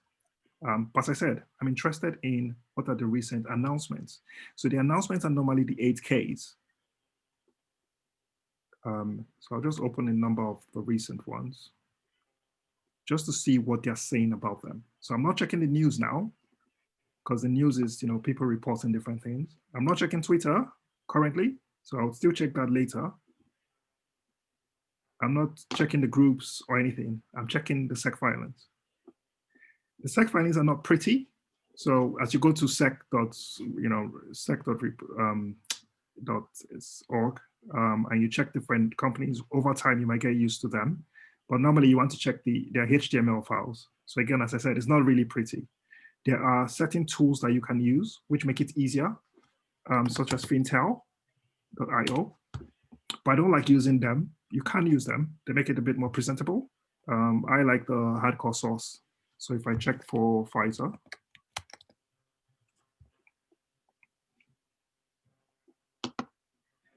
again, we'll send an email later with a number of these tools so that you have access to them and can use them.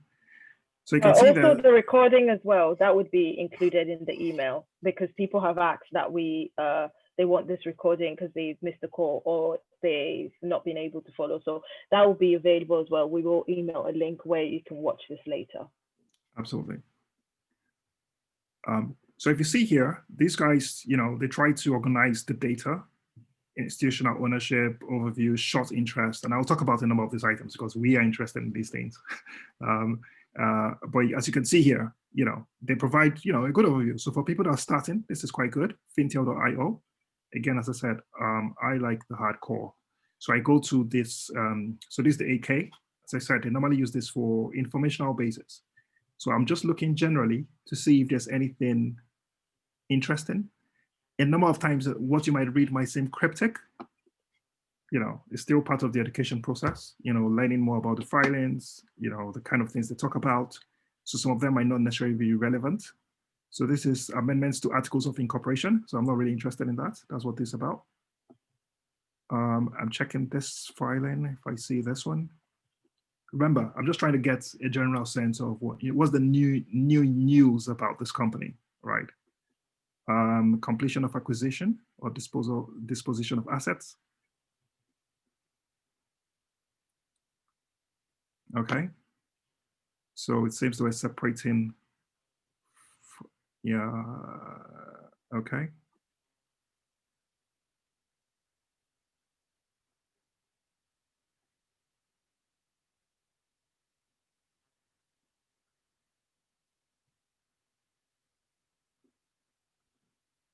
Okay, so I can see a new acquisition. That's fine. It doesn't seem like it's a very big one. So this is generally, so I'm doing this for Pfizer. It might seem like it's not so relevant, right? But for a number of other companies, it could be very relevant. Just checking the basic, news about them, what's happening.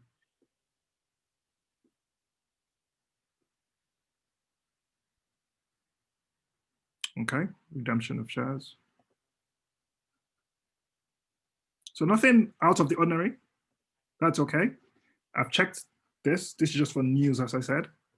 I want to check importantly. So this is just checking news. Now, the most important thing I want to check normally, I want to check the annual report. Right. And the reason I'm checking the annual report is that quite a number of things are said in the annual report. Now, this annual report was submitted in February. So it's relevant, but not so relevant. Yeah. Because a lot has changed in February. And I'm saying it for them because of COVID. Because COVID has played a significant role in the structure of the business currently. But prior to then, it has been different. So ideally, someone should be looking for something quite recent. Yeah, so the most recent one is going to be the quarterly report. Yeah. But I'll still go back to I'll go back to the yearly report first and explain why this is very important. It's still very important. It's less important now because of, this was prior to COVID. If this was released at the peak of COVID, then it would have been very relevant. And I'm saying this because COVID relates directly to their business. So normally there's so many things, right? But I'll just start with risks. And this is why I said, companies like this don't do very good justice. There are some companies that, this process does very, very good justice, because you'll be able to see, what are the solid risks around such businesses, right? So risk related to our business, managed care trends, generic competition. So nothing so significant, as opposed to a number of companies that you go to, that you check, that will show you clearly that they do not have money. They can go broke at any time. They need to go to the capital market to do an offering to raise money. They state it clearly. But when they come up with an offering, you see people shouting on Twitter, oh, they just did an offering. Right. But they said they were going to do an offering. It's there in their filings. And that's why I said this, with Pfizer, you won't get good justice, but yeah, we'll just still go ahead, So we're just looking for risk in general. So I'm just checking, the kind of risk they're talking about. These are not significant. Yeah, so just joint venture with GSK. Yeah, so normally you want to read, the details of a number of this. But again, as I said, because it's Pfizer and we know what's happening with the company, there's less in terms of risk, especially with all the money that's been pumped in. So I want to know, that's fine, but what is their net income like? So essentially, I want to look at their consolidated balance sheets. That's what I'm looking for. It's just because the way these guys file it, at times they use different terminologies. So if we go back to this and we're looking for their consolidated statement.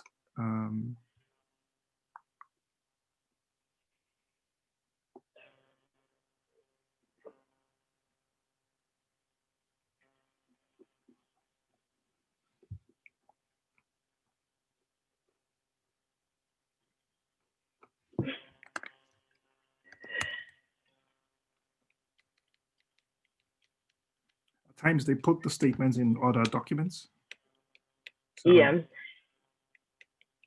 you can make and sometimes getting this information is like spread in so many places. There are easy way to get it. I was just trying to show the hardcore way first. But I'll show some tools that make it a bit easier. Yeah, so it seems that, again, probably because it's a big company, they have externalized a number of the reports.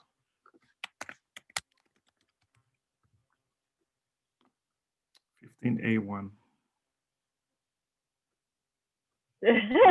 I've just had a comment on the chat, like, who else feels a little bit overwhelmed? I mean, stocks are very, very overwhelming. I think that's why most people, at least when I started from robo investing, which made it easier because I didn't want to miss out. And then eventually I had to kind of read and get up to speed and stuff. But then that's why we have someone like Ozil who can really break it down quite simply. So I mean, in terms of being overwhelmed, especially if you are starting, certainly a number of things cannot make sense. There's no question about that. But the good thing comes at the end anyway, because and which is what I'll still show. So I'm showing all of this, but I'll show you ways in which we're trying to simplify the process for people that are coming on board. So there's still more to come. So if you feel overwhelmed, I'm sorry about that. But yeah, I think things pick up as you go along. And again, we have something that tries to simplify the process a bit more, and I'll show that very soon. I just want us to finish with this, which is the meat of it. So I was looking for the financial statements, they didn't come, but there are places you can check them. You can get them in MSN Money. You can get them on Yahoo Finance. And I'll just show that, but I'll still add these tools. So Yahoo Finance. And you can go and search for any company. And so if I check for Pfizer,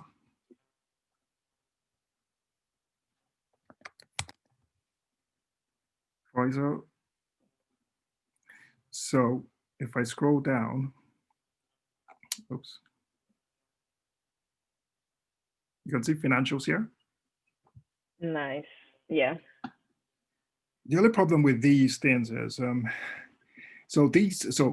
Finance is going to limit the amount of data you can see, right? Yeah. So if I go to annually, it's on annually. I think this is up to probably 5 years. Let me scroll here. So it shows it up to what, 5 years? So 2016, that's all you can get. If you wanted more data, you can't get it from here, right? And normally you want to see a historic perspective, how well have they been doing historically, not just instantly. Also, so if I come here now, this is 2019, because obviously we're looking at this is a yearly result, right? You can see total revenue. They've been maintaining, that's a lot of money. 51 billion, 51 billion. Yeah. But this is in thousands. So there's a 51 billion in revenue. And you can see that has been a bit steady. So it's not been growing, it's dropped a little, but not significantly. You can see the cost of revenue. So they have reduced the costs of generating the revenue. You can see their gross profit. So these things are here and they're fine. But I'll just try to show you so you get a background. The important bit that you want to do is you want to know is the returns, the year on year that you're interested in. And that's why I'll show you this tool. This tool is quite powerful and good. And if we look for Pfizer, now this tool gives you the kind of stats that we're interested in. So if I was doing the analysis for this company, going now by this, and I'm saying, okay, what do I want to know? So I want to know what the return on investment has been for the past X number of years. Now this shows you clearly, from here you can see, 14%, 10%, 20%, 7.5 year on year. Since 2000, they have had positive return on invested capital. And just to simply explain what return on investment capital is and why it's important and why you want to pay attention to invested capital. When a company has capital, they take that, they put into their business. As they make more money, so for example, we're looking at their revenues, see their revenues here, right? This is in billions, 65 billion. By the time they, paid for everything, so their cost, operating cost and all, all that, cost of running the business and all that, and they have cash, so they made some profit. They can take from that money and inject back into the business, or they can equally, borrow money or do whatever to expand their business. They can acquire new companies. These are all invested capital. What are the returns on those investments? At times I see people and they say, oh, a company is buying companies, so it's a good thing. It's not a good thing if the return on investment is going down as they are acquiring new companies. That's a bad sign. So you want to see the return on investments very positive, ideally 10% and above. But these are all looking very healthy, right? Which shows clearly that management knows what they're doing. Because at times, and we'll come to the subject of assessing management. So when you say you're assessing management, what are you interested in? You want to know that management is taking care of you. And how are they taking care of you? They're taking care of you by ensuring that the return on invested capital is healthy. They're taking care of you by ensuring that their debt is not much. And so we're interested in return on invested capital, right? The other things that we're interested in, and this is healthy, and that's why this site is quite good. It puts everything in one place. If not, traditionally, what you have to do is you have to go to their financial statements and calculate this manually and see how we're skimming through to look for their filings on, sec.gov. So what you want here is key ratios. But okay, before we do that, this site also provides you very good financials. So if I go to their income statement, and so when it comes to financials, again, this will be overwhelming for new people, so you don't have to pay too much attention to it. But the key thing is there are 3 financial statements that every company files, which you're interested in. Their income statement, which shows how they're making money or whether they're making a loss. Their balance sheet, which shows the worth of the business, their assets versus their liability. And then the cash flow statement, which shows how they use cash, both for running their operations, for financing cash flow for financial activities, and cash flow for investments. Those are key things that you want to see. They are the key financial statements that are used across the business.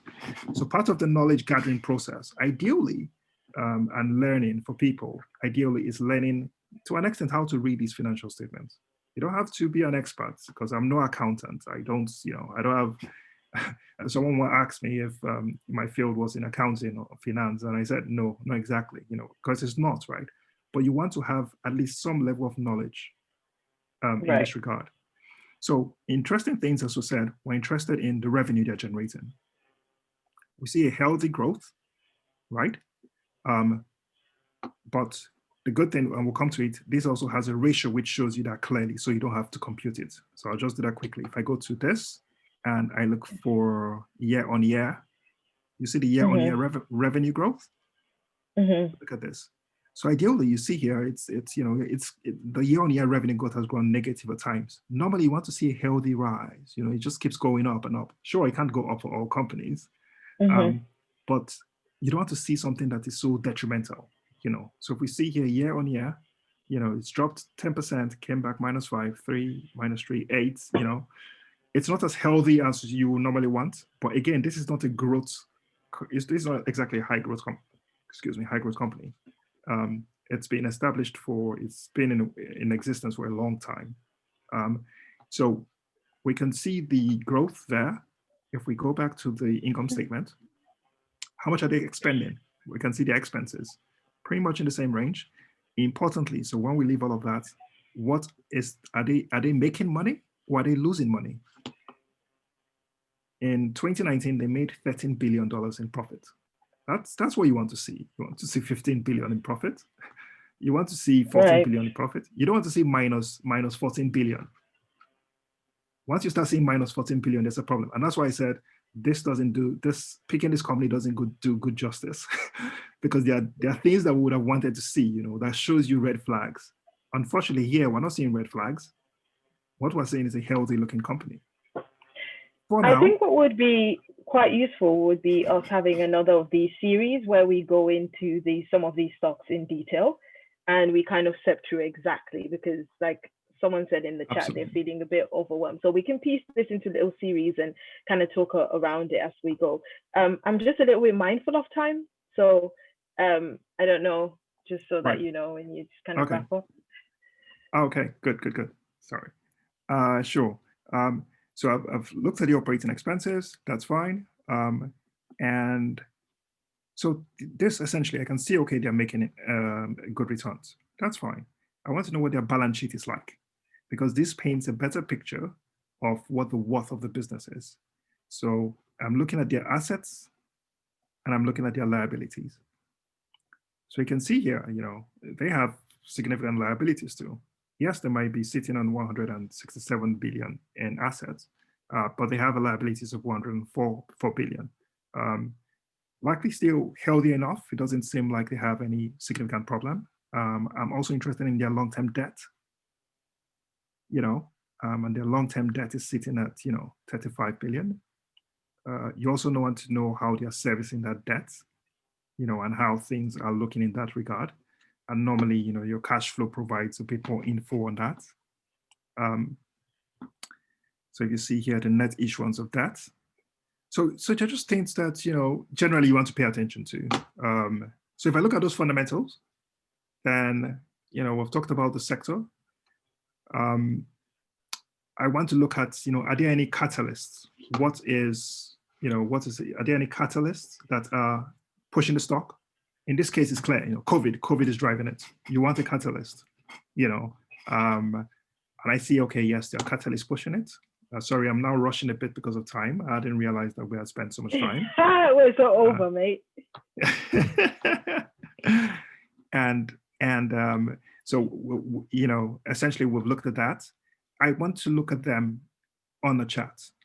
I want to see how well are they doing long-term? How well are they looking long-term? And again, it's a bit tricky with this, because if I check historically, remember what I'm saying, I'm looking at market cycles. So I'm trying to see where is it in the market cycle? At what point in time did they start that ascending trend? In this direction, right?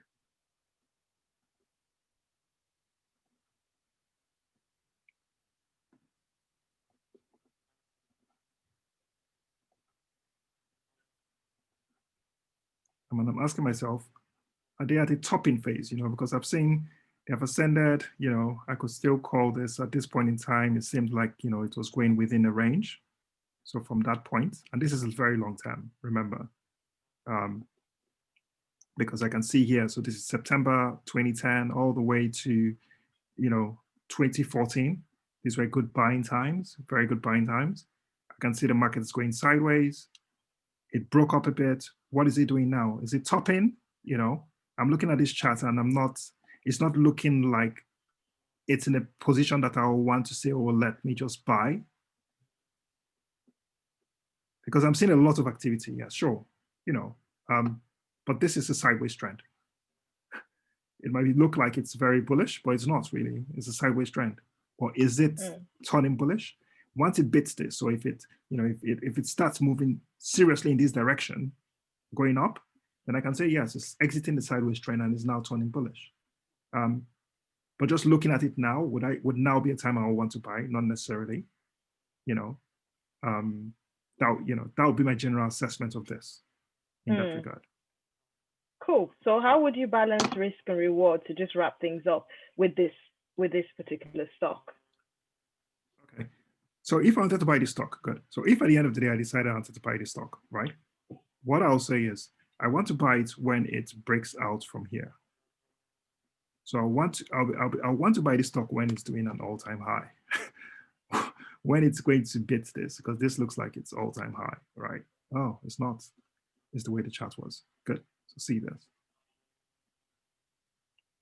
right? Although this is a long time ago, 1999, so I won't consider it. It's not relevant. The people that want to sell, they have sold already, if they're people. So I'll be looking at this, right? And I'll be looking to see, okay, I might want to buy the stock when it breaks out of here on good volume, right? And if it does that, then what I'm doing is I'm trying to plot my risk reward ratio and say, because there's nothing that's going to be stopping it from going up, I can say I'm going to be looking to get, 20 or 30%, for example. And then I want to manage my risk. So I'm looking here, what risk? Is it going to be 10%, 5%? I'm looking at what point in time would I say, it's a bad decision.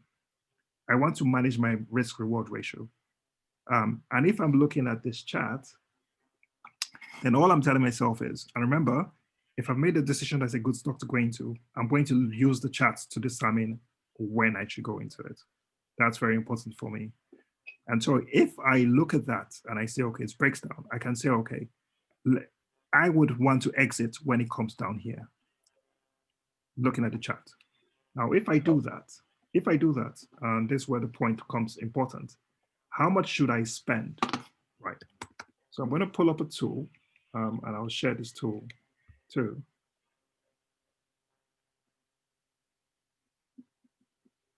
Now see this is a risk calculator, right? Now, if I go back here to the chart, at this point in time is where I said I want to buy. So I move this up a bit when it hits this market, at this point in time. And the price here is 43.4, right? I'll go back to this tool and say, I want to buy at 43.2, right? How much is my total funds? Let's assume I have 1,000 pounds as my total account, my total trading account, not for the stock, my total account. What risk am I willing to have? So, and this is where risk is important. So we're now talking about risk. When you have an account, you have to be careful. Some people just take, I have 1,000 pounds, 1,000 pounds of dollars, and I take that money and I say, oh, I'm going to spend 500 on this. I'm going to spend 500 to buy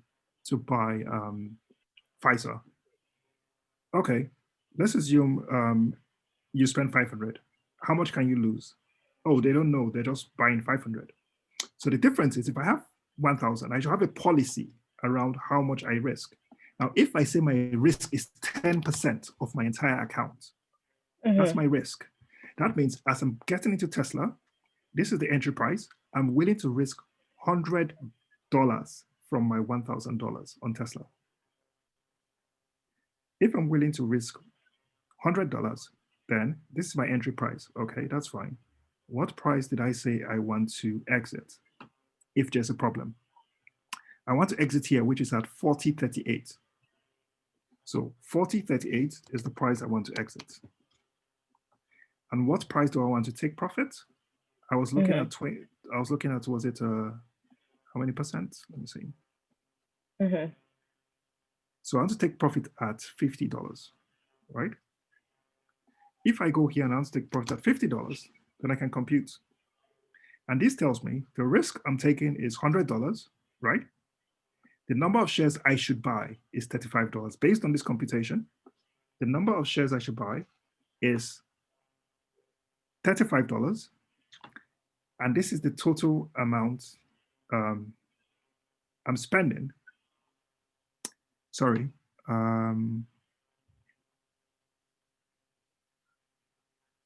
Oh, because this is 10%. 1 second.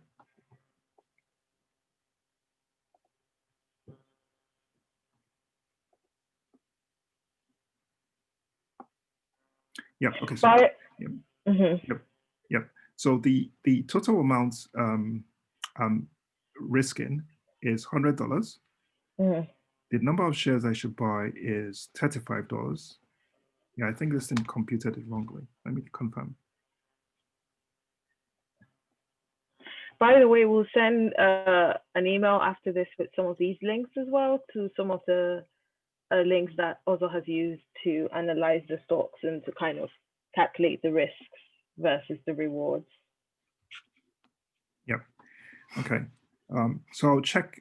So assuming the total funds I have is $1,000, but I don't want to risk more than 1% of my portfolio, which means I don't want to risk more than $10. That's the total amount I'm happy to lose, because you need to know what is the total amount of money that you are happy to lose. Now, if the total amount I'm happy to lose is $10, then this is the entry price, because I've looked at the chart to say, I want to buy here. This is the price I want to go out if anything goes wrong, and this is the amount I want to take profit. Based on this, the total number of shares that you're buying is $4, is 4 shares. So that if anything goes wrong, all I lose is $10. And this now becomes the total amount I can make. My projected profit is $24.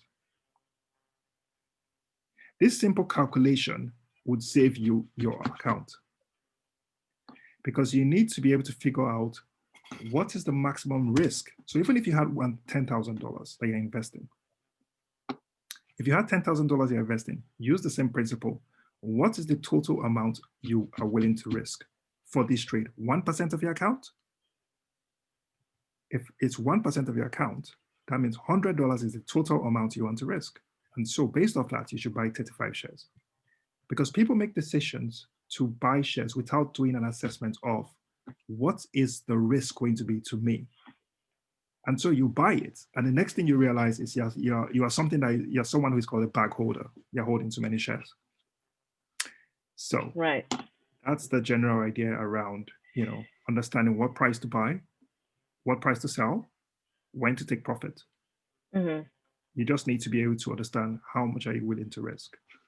Yeah, and some people did ask like a link to this, so I said in the chat, I'll say again, we are going to send an email after this call with all the details that you might need, including a link to this, so that would help. Although we've kind of run out of time, so I think we can skip some of the slides and just fast forward to the end. However, we are aware there are lots of questions. We've dropped out emails, you can reach us, and this is an ongoing series as well, so we can have a deep dive. If you have any suggestions or comments, just email us and we can have a deeper dive into some of these sectors. But yeah, also, can you like fast forward to the end? Whilst you're doing that, good question I saw earlier, forgot who it was from, was what would you recommend in terms of good readings, books to read when you're starting out investing, or just investing in general in stocks and shares? Okay. So books, I think there are a number of them. I like, there's a book called Secrets of Profiting in Bull and Bear Markets by a guy called Stan Weinstein. So a number of the things I've shared, I think I learned a lot from his style of investing. Of course, if there's a book by Benjamin Graham on investing. It's kind of like the holy grail for value-based investing, that provides insights on value-based investing. There are books like Stock Market Wizard. That's a good book too. Trade Like a Stock Market Wizard. By a guy called Mark Minervini. Again, we can share this in the emails that we send. Yeah, cool. I think I just want to spend 2 minutes, right? Because I knew we had to rush in a number of things. 2 minutes. I'm sure you can still see my screen with an analysis. Yes. Okay, and I'll share this, and I'll share this link, right? Too, but it's just to show the kind of analysis that I was talking about. So all the things I was talking about in terms of the process flow is what has been used to analyze this company. So this, for example, is console core resources. So some people that might know me might know I've been shouting, I'm interested in coal. I'm interested in the coal sector right now because there's a lot of activity I'm seeing. And again, I'm seeing it at the top level, at sector level. So I've still been doing analysis and analysis. But essentially, if you look at this, it's the same flow I said. What is the exchange? What's the company overview? What do they do? What's their product or services, their website? You want to know the last presentation. What was it about? What is their next earning call? This is very important because at times it catches people unaware and they hold the stock and the price crashes because of bad earnings. You want to know the fundamentals, the things I was talking about, debt to equity, return on investment, revenue, the sector, how it's going, what's the opportunity in the sector. So currently, because of Corona, so the reason why the coal sector has suffered since 2008, 2007, 2008, 2017, 2018, it's been on a significant downtrend. And the key reason for that has been because of the cheap access to natural gas, which power sector uses, and so they use less coal. But interestingly, because of COVID, the dynamics have changed a little, and so the cost of natural gas is a bit expensive, and so there's more increased adoption of coal, and so companies that were really battered before are now turning. So I've been looking at CCR in the sector. I've looked at technical analysis, just as I described before. I've seen the complete downtrend, right, from 2018 all the way down. For the first time, I see that it's turning. So in 2 years plus, for the first time I see it's turning. But is it happening only in console? What of other companies? This another company, CIX, I see the same trend in the same sector. This another company in the same sector, Alliance Resources, I see the same trend. It's not confirmed yet until it breaks this, but I see the trend. This is another company in the same sector. I see the same trend. These have all been under this 200-day moving average I talked about for the past 2.5 years. All these companies. But for the first time, that is changing. But is that all I'm interested in? No. So, in the sector, I can see movements. If I check the price of, coal, futures of coal, I see the same thing. Are you interested in management? Who is the CEO? What has been the return on investment capital within the time frame that he has been CEO? What has been the growth like? Offerings? How are they doing offerings? Because some management just keep bringing out offerings and offerings. Under this guy, for example, there has been no offering, but you're also interested in the risk. What are the risks associated with the business? Then what is the investment decision? I'll be looking for an entry price, taking a stop loss, and all that. So that kind of stuff, what do you want to watch when you exit the market? It's all those kind of stuff anyway that provide an insight generally in terms of how we look at investing. Right. Yes. So to wrap up. Yep. So to wrap up, I believe in the concept of learning. So people need to continually learn. So as Kanki has said, the idea is for us to see if we can have more focused sessions, because this has just been here and there. So I'm sorry to all those that have felt a bit overwhelmed. But again, the emails we'll send, we'll try to simplify things a bit. At the same time, there's this concept which we're working on. It's called O-Hyphen.com. And we'll share the link. But essentially, it's just a platform that is supposed to encourage the kind of stuff we're talking about. And so you can sign up for early access if you go there. But the general idea is to be able to, so just the way you saw the investments on CCR, for all investments that we make, we want to follow a similar pattern where we know exactly why we're getting into something, what price we want to enter, when we want to exit. If there is a problem, how would we know when there is a problem for us to leave the trade? We're doing this. The idea is to do this so that it's extensive. We also allow people the opportunity to be able to submit the stocks that they want us to analyze. People can vote on those stocks so that those form the basis for analysis. So yeah, it's work in progress generally, but we're looking to launch this next year. And at the same time, you have the risk calculator, which you're looking at for computing your risk. So yeah, that kind of wraps things up from my side. Yeah, we are aware there are some questions we didn't get to. We are going to try and answer them in the emails that we send, the follow-up email we send after this call. So please bear with us and be patient. And okay, do we have five minutes to pick some questions that people don't feel? Yeah, we could do. It's all about you, and if you have then, because you went in passionately, and I couldn't get into some of my questions. But yeah, I can go through just 5 questions very quickly. Sorry if I don't get to your questions. They just kind of come. I think one that is quite important is, how do you predict or know a stock will grow and appreciate? Some of that you've covered in the presentation, but can you predict these things?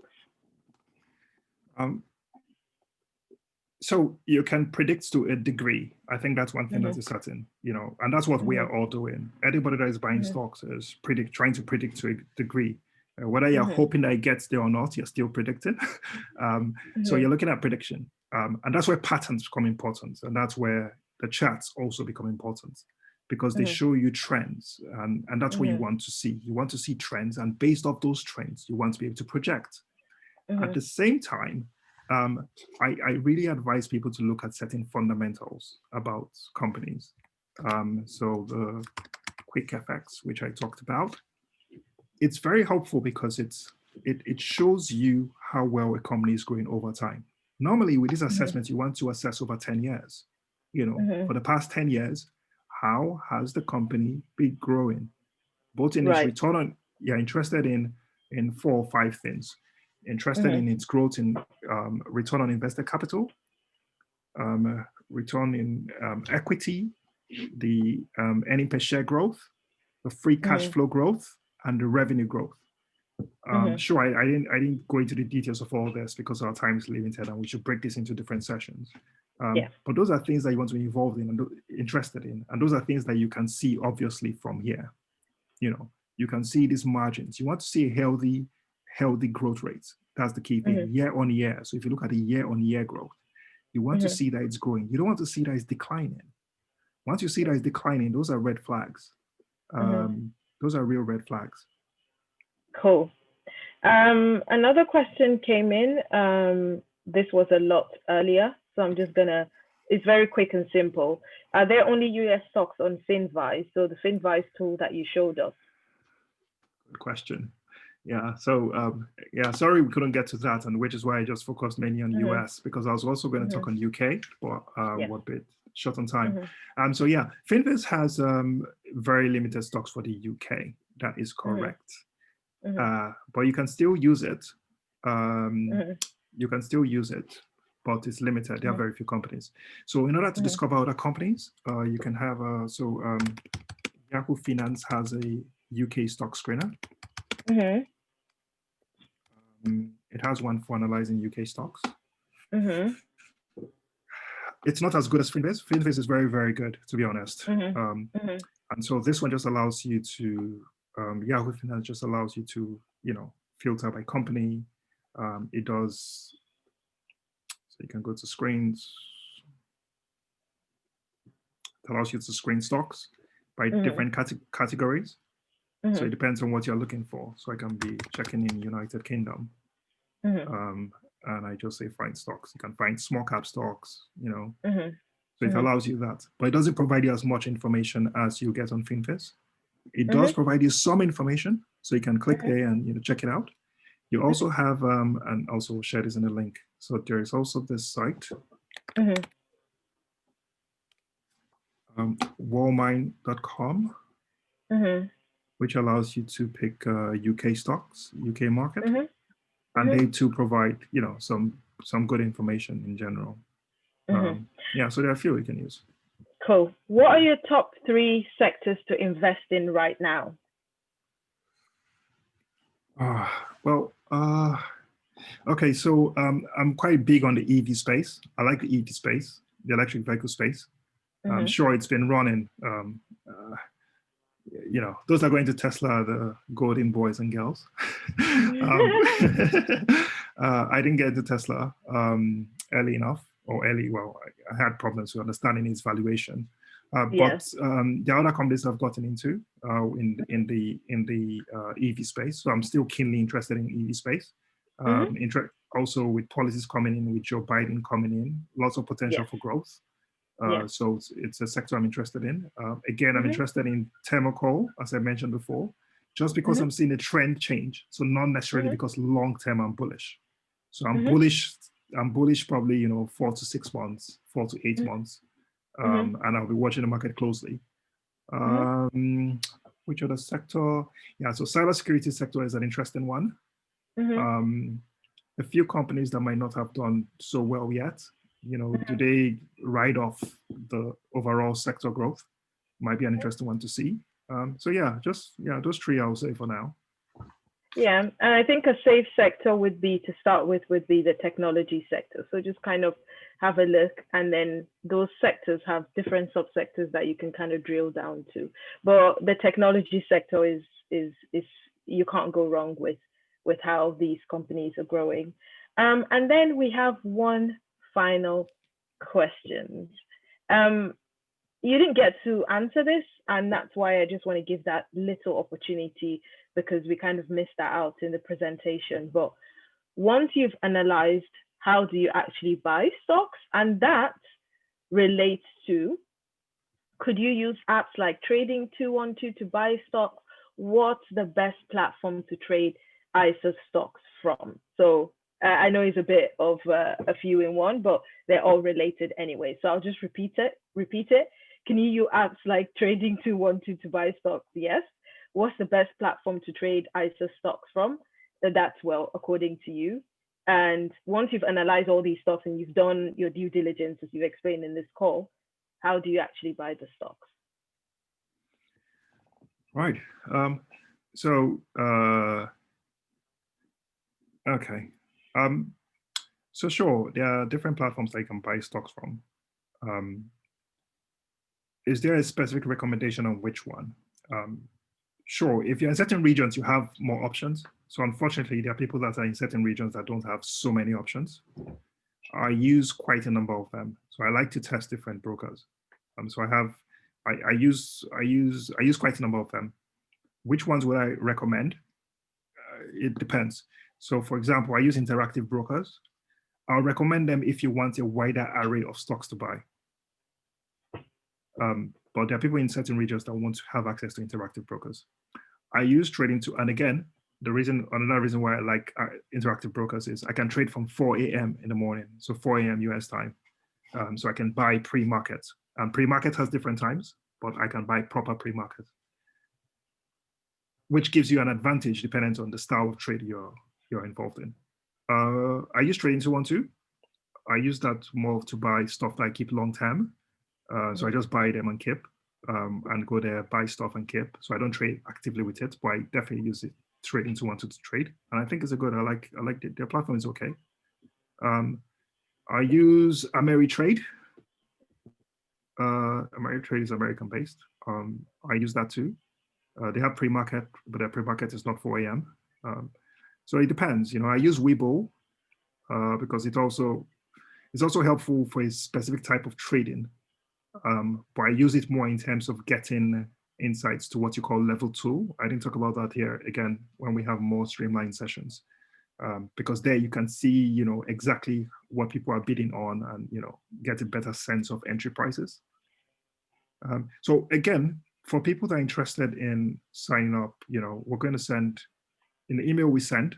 For those that are interested in getting, specific recommendations, they can just reply to the email, and then we can, share our recommended stocks for brokers for you with our referral link. with that anyway, it gives you a bonus share. So you can sign up, and if you sign up, you get a free share. And that share can be anything. It could be Amazon. So we'll also share that for those that are interested in, and respond to our email. All right. I think did I miss any other questions? No, I think that was it, really. Okay, so you talked about ISA. Sorry. Well, I think that's the last one.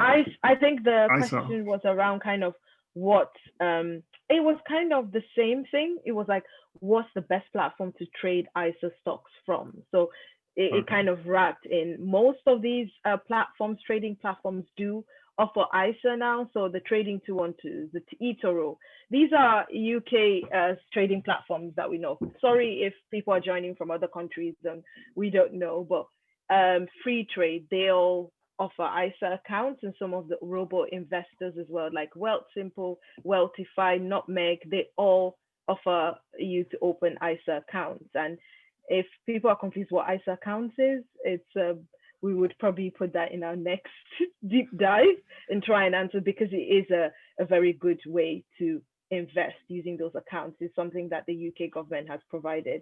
I think just to wrap up, we're so grateful that you were able to join us. Like, we've spent so much time, we've gone over time, and we're happy that you're still getting the knowledge. I just wanted to shout out Korede. He's our co-host / tech guy. He's been in there answering some of your questions and providing some insight. So we're so grateful to him. Also, of course, like, this would not be anything without you talking and me just like, hey, what does this mean? Why are you doing this? I started investing, and I sometimes go to Ozil for help. He is quite advanced, so sometimes I'm like, make it simple, break it down, and this is what we do. So we decided that having this in like a session like this would be helpful, because sometimes he goes through stocks with me and he helps me out in my personal journey. So we decided this is a thing and it will be a series. So if you're interested in hearing more, please just email us with any comments, feedback. We always want to improve. Korede and also, any final words? I mean, for me, thanks for attending. Sure, we're looking to, as Kanke said, continue to see if we can bring more focus sessions. You can sign up for pre-access for when we launch. That way, anyway, it provides full insight on what we're doing and provides in terms of direction. So yeah, if you have any further things, you can always reach out to us by email. Cool. Thank you, guys. Merry Christmas. Bye, everyone. Bye.